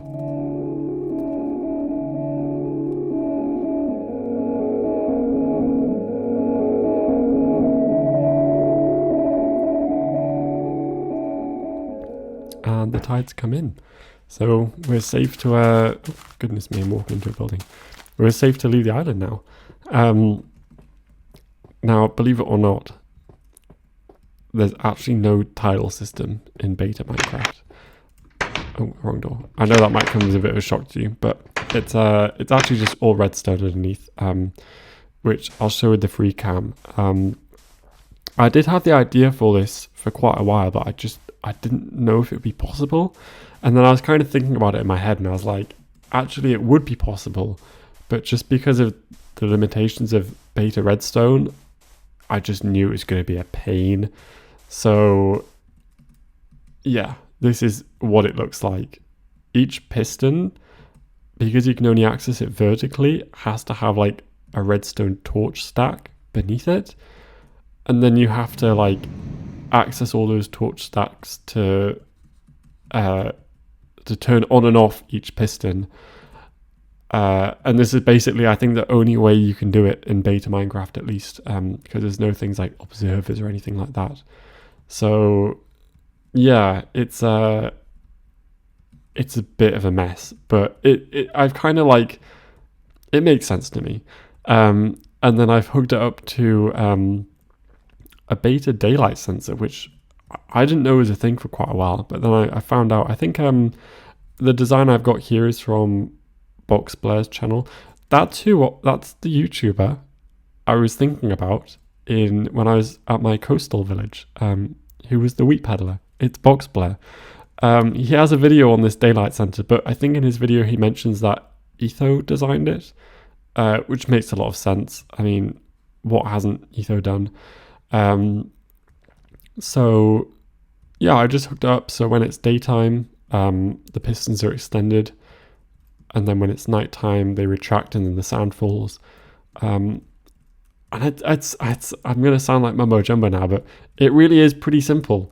You just hook all the pistons up. It just takes a while, and it's awkward as well because if any water gets in, thankfully it didn't when I was building it, but it would probably make me cry because it did take quite a long time to set up.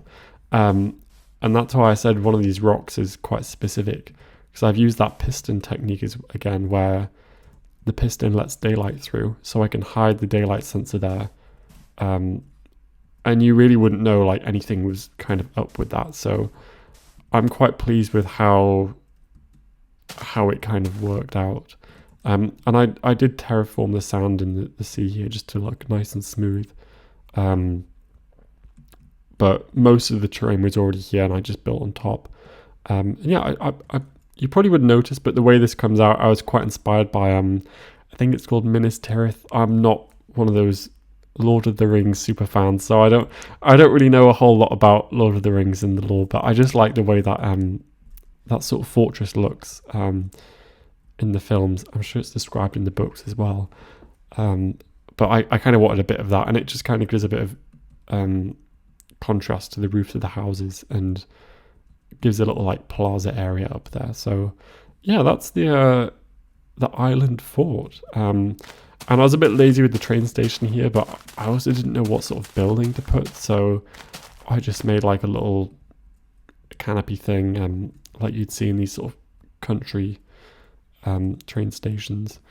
And oh, I'm building live on camera. There we go. We're nearly at the end of the tour. We'll go back to the central station now, and then we've got, I believe, one more place to have a look at, and then we'll almost be done.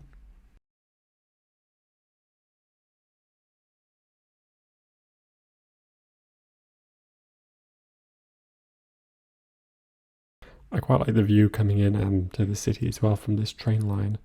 Built this. This is meant to be like maybe part of the old town. This little archway on the train line. But yeah, seeing the cathedral come into view and then going through the city, I think it's just quite cool. I like these long train lines. And this is the metro line here. You can't really share train lines in beta because there's like, you can't hold, like if I did it in modern, I would probably make the train line system so you go along with a chest minecart, and then depending on what items in the minecart, it would be able to identify like what train line or destination you have, and then you could share train lines. But because you can't really store data when you're traveling, once you're on a train line, like there's not really any way of knowing where you're going, like if you shared a train line. So that's why I have a lot of different train lines, and it also gives me an excuse to have more building projects. I guess I might talk a bit about the train lines.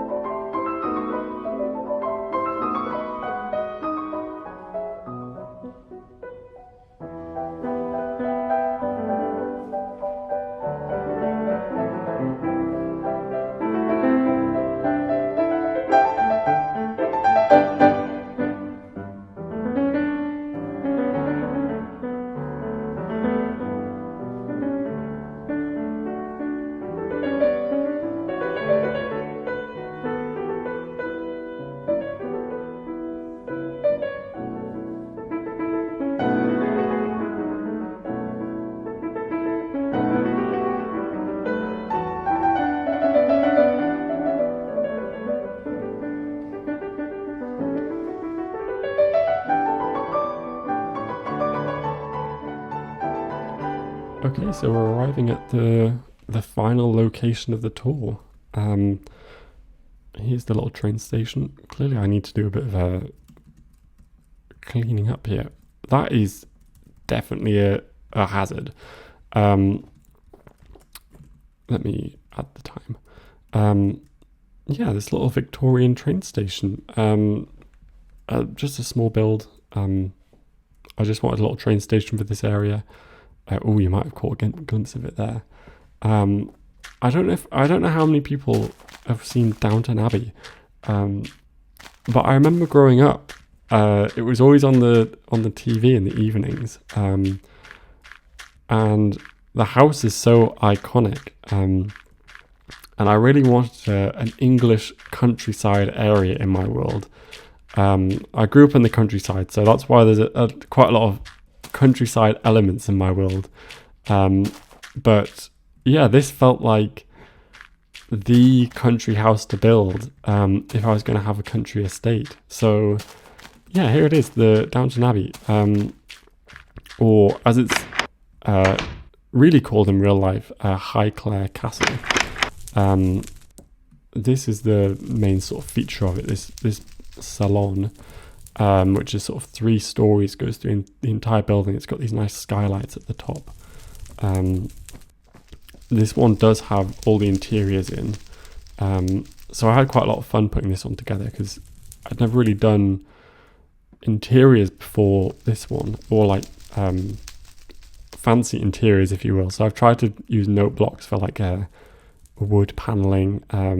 It's got this nice seating area, the fireplace, and then the sort of main staircase here, which is a bit awkward to build. And again, for this one, this is one of the builds I tried to make the interior as accurate as possible as I could. I don't know if I said a correct sentence there. I tried to make it as accurate as possible to the real life Downton Abbey, but it's the only floor plans available online are there's a set of really well made fan floor plans, and they've kind of imagined what the interior would be like. I think the most accurate floor is probably the ground floor that I'm on, because I think a lot of the shots from the show are on the ground floor. But as soon as you get to the first floor and the second floor and then the tower, I've got no idea what they look like, so I've just kind of made them up. This is the dining room I've been walking through.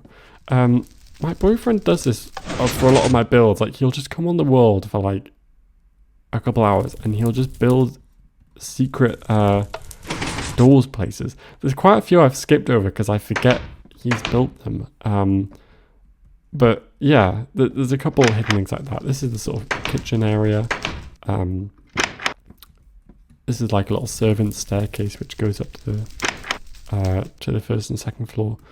And again, another little passageway going through.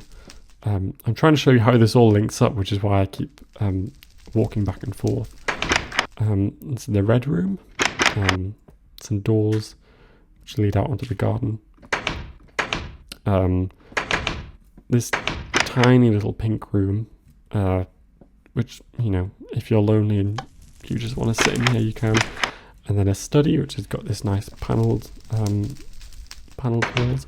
This is one of the first builds I kind of discovered 2 thick walls, so you can have like an external shell of the building, and then means you can do like wallpaper on the inside or different style walls. This is the secondary staircase, which is I guess the sort of main staircase for accessing all the floors. I'll try and show a lot of the rooms. A lot of them don't have anything in them. It's one of those where I've just blocked out the walls mostly. See, like some bookshelves in there.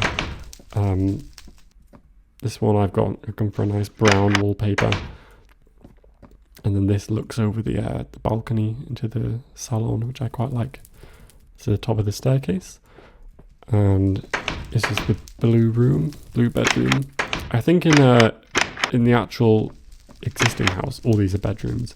I actually thought I'd done the interiors, but I've just done the wallpapers, so I'm sort of lying. These don't have furnished interiors. This is another little drawing room. Oh, I think I forgot to show.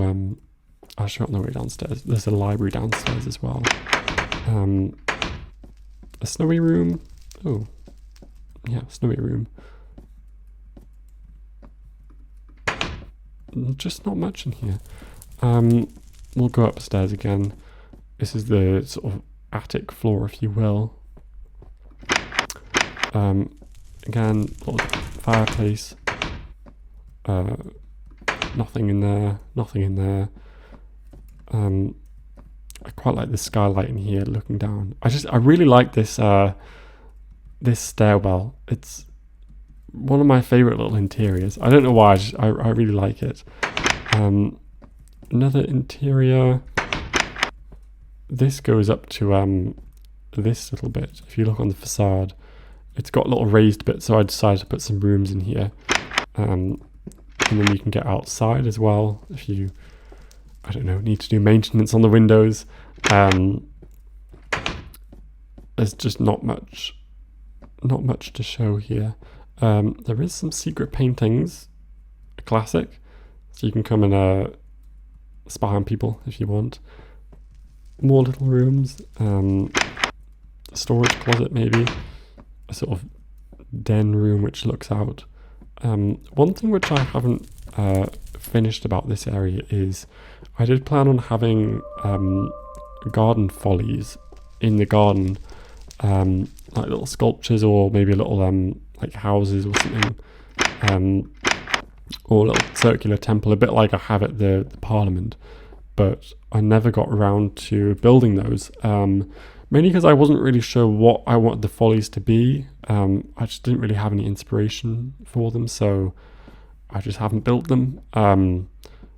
One of them would go there at the end of that bit of the garden. If I get to them, yeah, the tower is a bit empty, but it's got the walls in.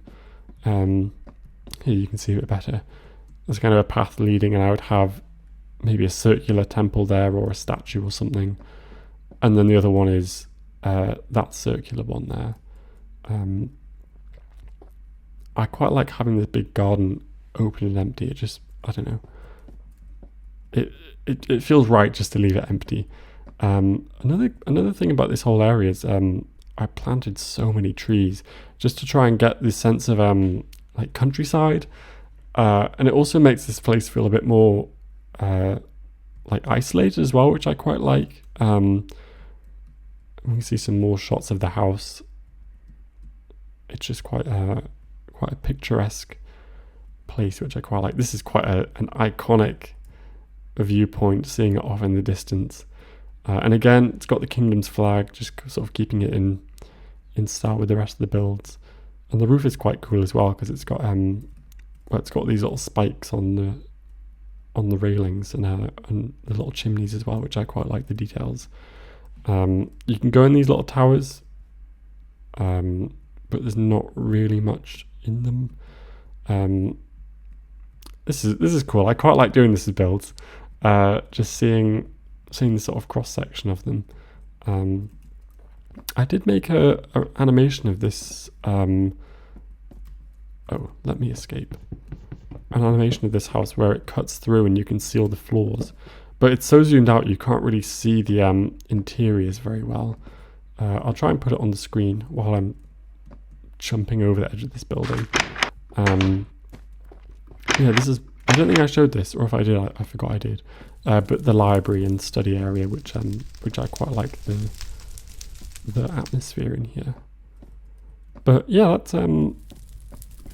that's Highclere Castle. Yeah, I like this part of the world, and it's just really a big open space really with the building. So there's not a whole lot to see. Again, a lot of the times I just build things because I like the atmosphere of it. The build isn't particularly interesting inside, but the whole area as a whole is just, I like having it in my world. It's just sort of another place to visit. Oh, and I don't think I went in the train station either. Just some seating in here, ticket office, and then a place for the ticket office man and his family to live, like a little apartment up here. Some bedrooms. Yeah, just a normal little interior. You might have seen as well these paths. Again, I think I talked about this earlier on, but these are some of the few paths which connect the world together.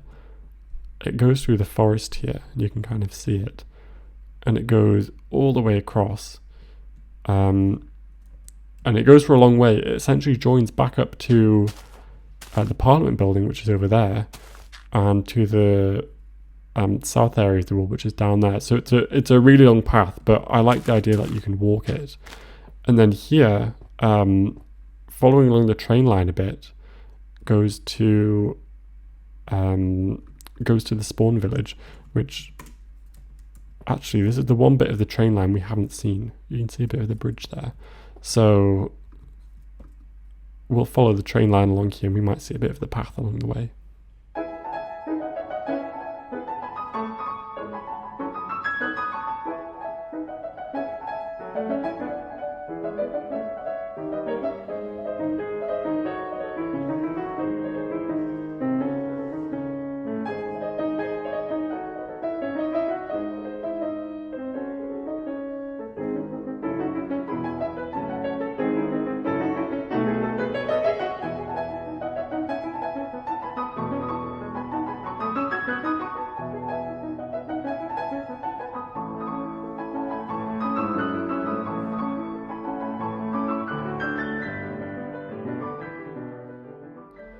Okay, and we've come to the end of that train line. That is it for the all the major builds in my world. I'm going to quickly check that I haven't missed anything, and then there's a couple other things which I haven't shown rather, but some people might be interested in seeing. So I'm gonna cut and just check that I've covered everything. Okay, I'm in an undisclosed location now, but oh, where's the button gone? Here we go. I've always forget I've built this, but if anyone's seen the TV show Silo on Apple TV, you might recognize this. It's basically just a a copy of the silo, as big as I could make it in in any beta world. It goes from essentially the lowest bedrock level all the way up to the sky limit. I don't watch so much Hermitcraft these days, but I think either Tango or Impulse, their base on the most recent season is the silo, I think. And I didn't copy it. I think people just like building silos. I think we both had the same idea. I think it just looks quite cool as a thing to have in the world. But yeah, I honestly don't remember when I built this. I built this in a couple of days and just forgot about it. I had the inspiration to build it, and then I just haven't been interested in it since. I have got plans to maybe build a train station here or a train line, because it's a bit further east than the island fort. But yeah, I'm just not really interested in this area at the moment. So I think the new season of Silo is coming out in a month or so. From when I've recorded this, I don't know when I'll release this video, to be honest. It might take a while to edit. But yeah, maybe when I see the new season of Silo, I'll come back here and add some more. But essentially, I built 3 layers. So there's 3 unique layers, and then the 4th one is a copy. And then the 3 layers essentially repeat. And then, yeah, similar with the staircase. From what I've seen, I don't think I watched either Tango or Impulse. I don't know who's making this on Hermitcraft, but I think mine's more accurate. From when I saw like a clip of the base, of his base, I remember thinking like mine's more accurate. It's probably not as tall because the height limit is, this in beta. But yeah, I was quite pleased with the sort of scale I got. And I again, with anything I build which is based on something in real life, I do try and make it as accurate as possible. So yeah, if you've seen the show, hopefully you recognize this. And I don't know if you were expecting me to have this in my world, but here we go. It's here. And yeah, off to the next location.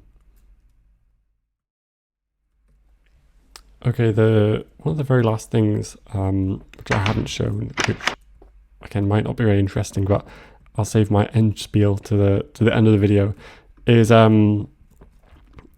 these train lines. I mean, there's really not a lot to them, but I might as well show them just to kind of complete the picture of the train map, which is kind of a big part of my world, I think. This one goes to university. Again, it used to be part of a larger line, but yeah, now it's just been relegated to this short line, and I don't think I'll ever practically use this. It was more a sort of convenience to survival. I might talk about these lines you're seeing there as well, these unused lines. Again, I was talking about this earlier. When I've built things in my world, I try and keep them in my world. And one of the things is that when I was rearranging this, first of all, this didn't used to exist, and the main line didn't used to come through this way. The main line used to be part of the spawn line up there. So if I go into free cam mode, you can kind of see where these old train lines used to go. I might see if I've got a picture of the old station that used to be here.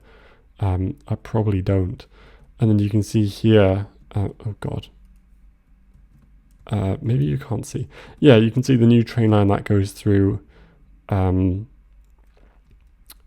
goes off to the museum.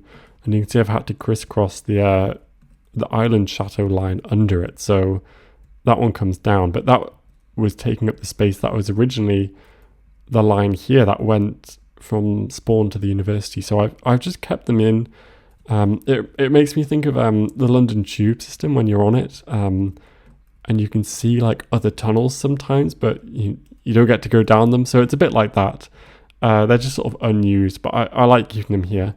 And I might show on a map, you can see, and it really looks like a lot of different train sidings coming into this one station, which I really like. I think it looks really cool on the ground map.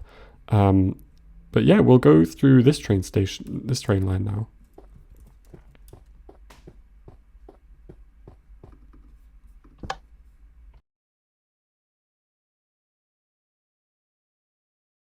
I might as well get off here. I built this train station, but the station it's for is my boyfriend's base. When he first joined, he built this. I'm not even sure he knows what it's meant to be. He had this base in this mountain because at the time I was building the village and the church. So he built his thing here.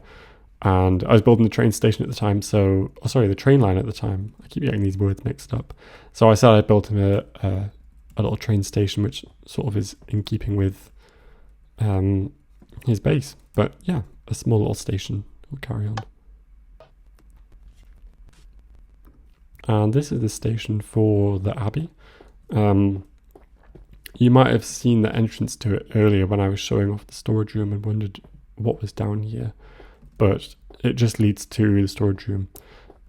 Again, I was thinking, I'm being really practical because the entrance is super close to the storage, but as anyone who's played beta will know, even just walking down here and then going around, it just feels quite slow. So yeah, I really planned this to be like a long distance line, which it was at the time, but now it's been relegated to a side track. And you can see here as well, the train line splits off, and that's where it goes to spawn. There we go. But it used to continue all the way along here, and it used to be totally straight, and it would go up, and it would go off to Reinburg, and you can see where it used to join. But now that track's been ended, and the train line comes down, and it goes off into spawn at a diagonal just so it's quicker. So you can see that's the new train line, and you can see the old one here, which is quite interesting. And even before this was here, I had a train line going down which went to a spider spawner when I need loads of wool for the village. This is pretty much where I got it all. I would just AFK to get lots of wool, but yeah, that's being closed off now entirely, so spooky. So you can't actually access down there. You can see under here I did have some redstone, which was trying to figure out some sort of changing system, but just building a new line was quicker, and this line has become sort of redundant now. Yeah, abandoned train line. But yeah, that's the station, and I was wondering if I was going the right way. I think I am. And this is the very last leg of the train line to spawn. I almost forgot this was here. So we're not quite back to spawn yet, but this is the station for my starter base, which again was not built at the same time as my starter base. It was added retroactively, and then I just built a little staircase to here, which is where we started the video, which is it's probably a million hours ago now. I feel like I've been recording for most of the day, but it's been quite fun showing off the world. Now we're really going back to spawn.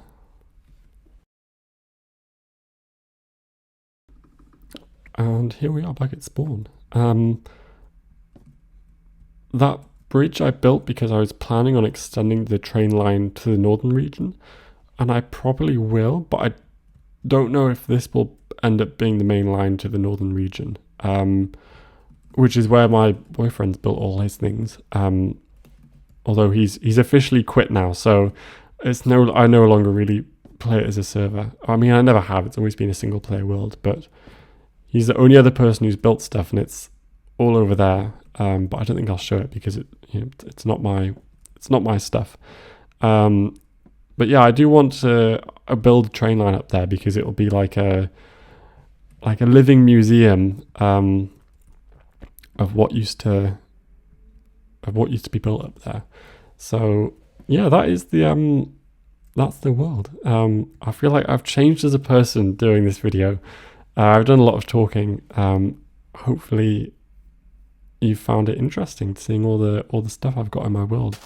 I don't plan on making videos, but maybe if I build something, well, if I maybe in a year or two time when I've got another bunch of stuff to show, I'll make another video. But yeah, I'm not quite sure how to end this. I suppose I've got two more facts about the world. Is that aside from the fact that I've been dilly-dallying around for a couple days in the world, basically the world is 4,500 in-game days old. So I'm getting close to 5,000. I don't know if I'll do anything special for 5,000 days. I probably won't. I haven't done anything special for any of the other days. But the other thing is that I checked out my playtime for the launcher, and I've just officially crossed over 1,000 hours, or I did 80 hours ago. So I'm apparently at 1,080 hours total in this world. For those of you who are interested in that sort of thing. So yeah, it's that's my world. It's got a long way to go. There's loads more I want to kind of put in. I guess if you've stuck around for this long, I'll give you a sneak preview, or maybe not preview, but I really want to build a massive library.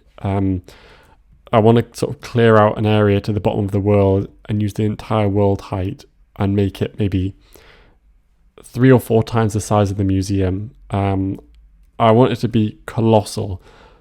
So I'm really looking forward to doing that, although I don't know if it'll happen, but that's one of my ideas. And another idea is off in the sort of northeast area. I really want to have an oriental themed place with loads of traditional Chinese and Eastern architecture. I think that'll be, or East Asian architecture, I should say. So I think that'll be really fun. I've seen some people building things like pagodas before, and they look really cool. And it's something I've never really tried. So I'll be looking forward to sort of trying that and making another sort of big themed area. But yeah, thank you for watching. I hope you've enjoyed.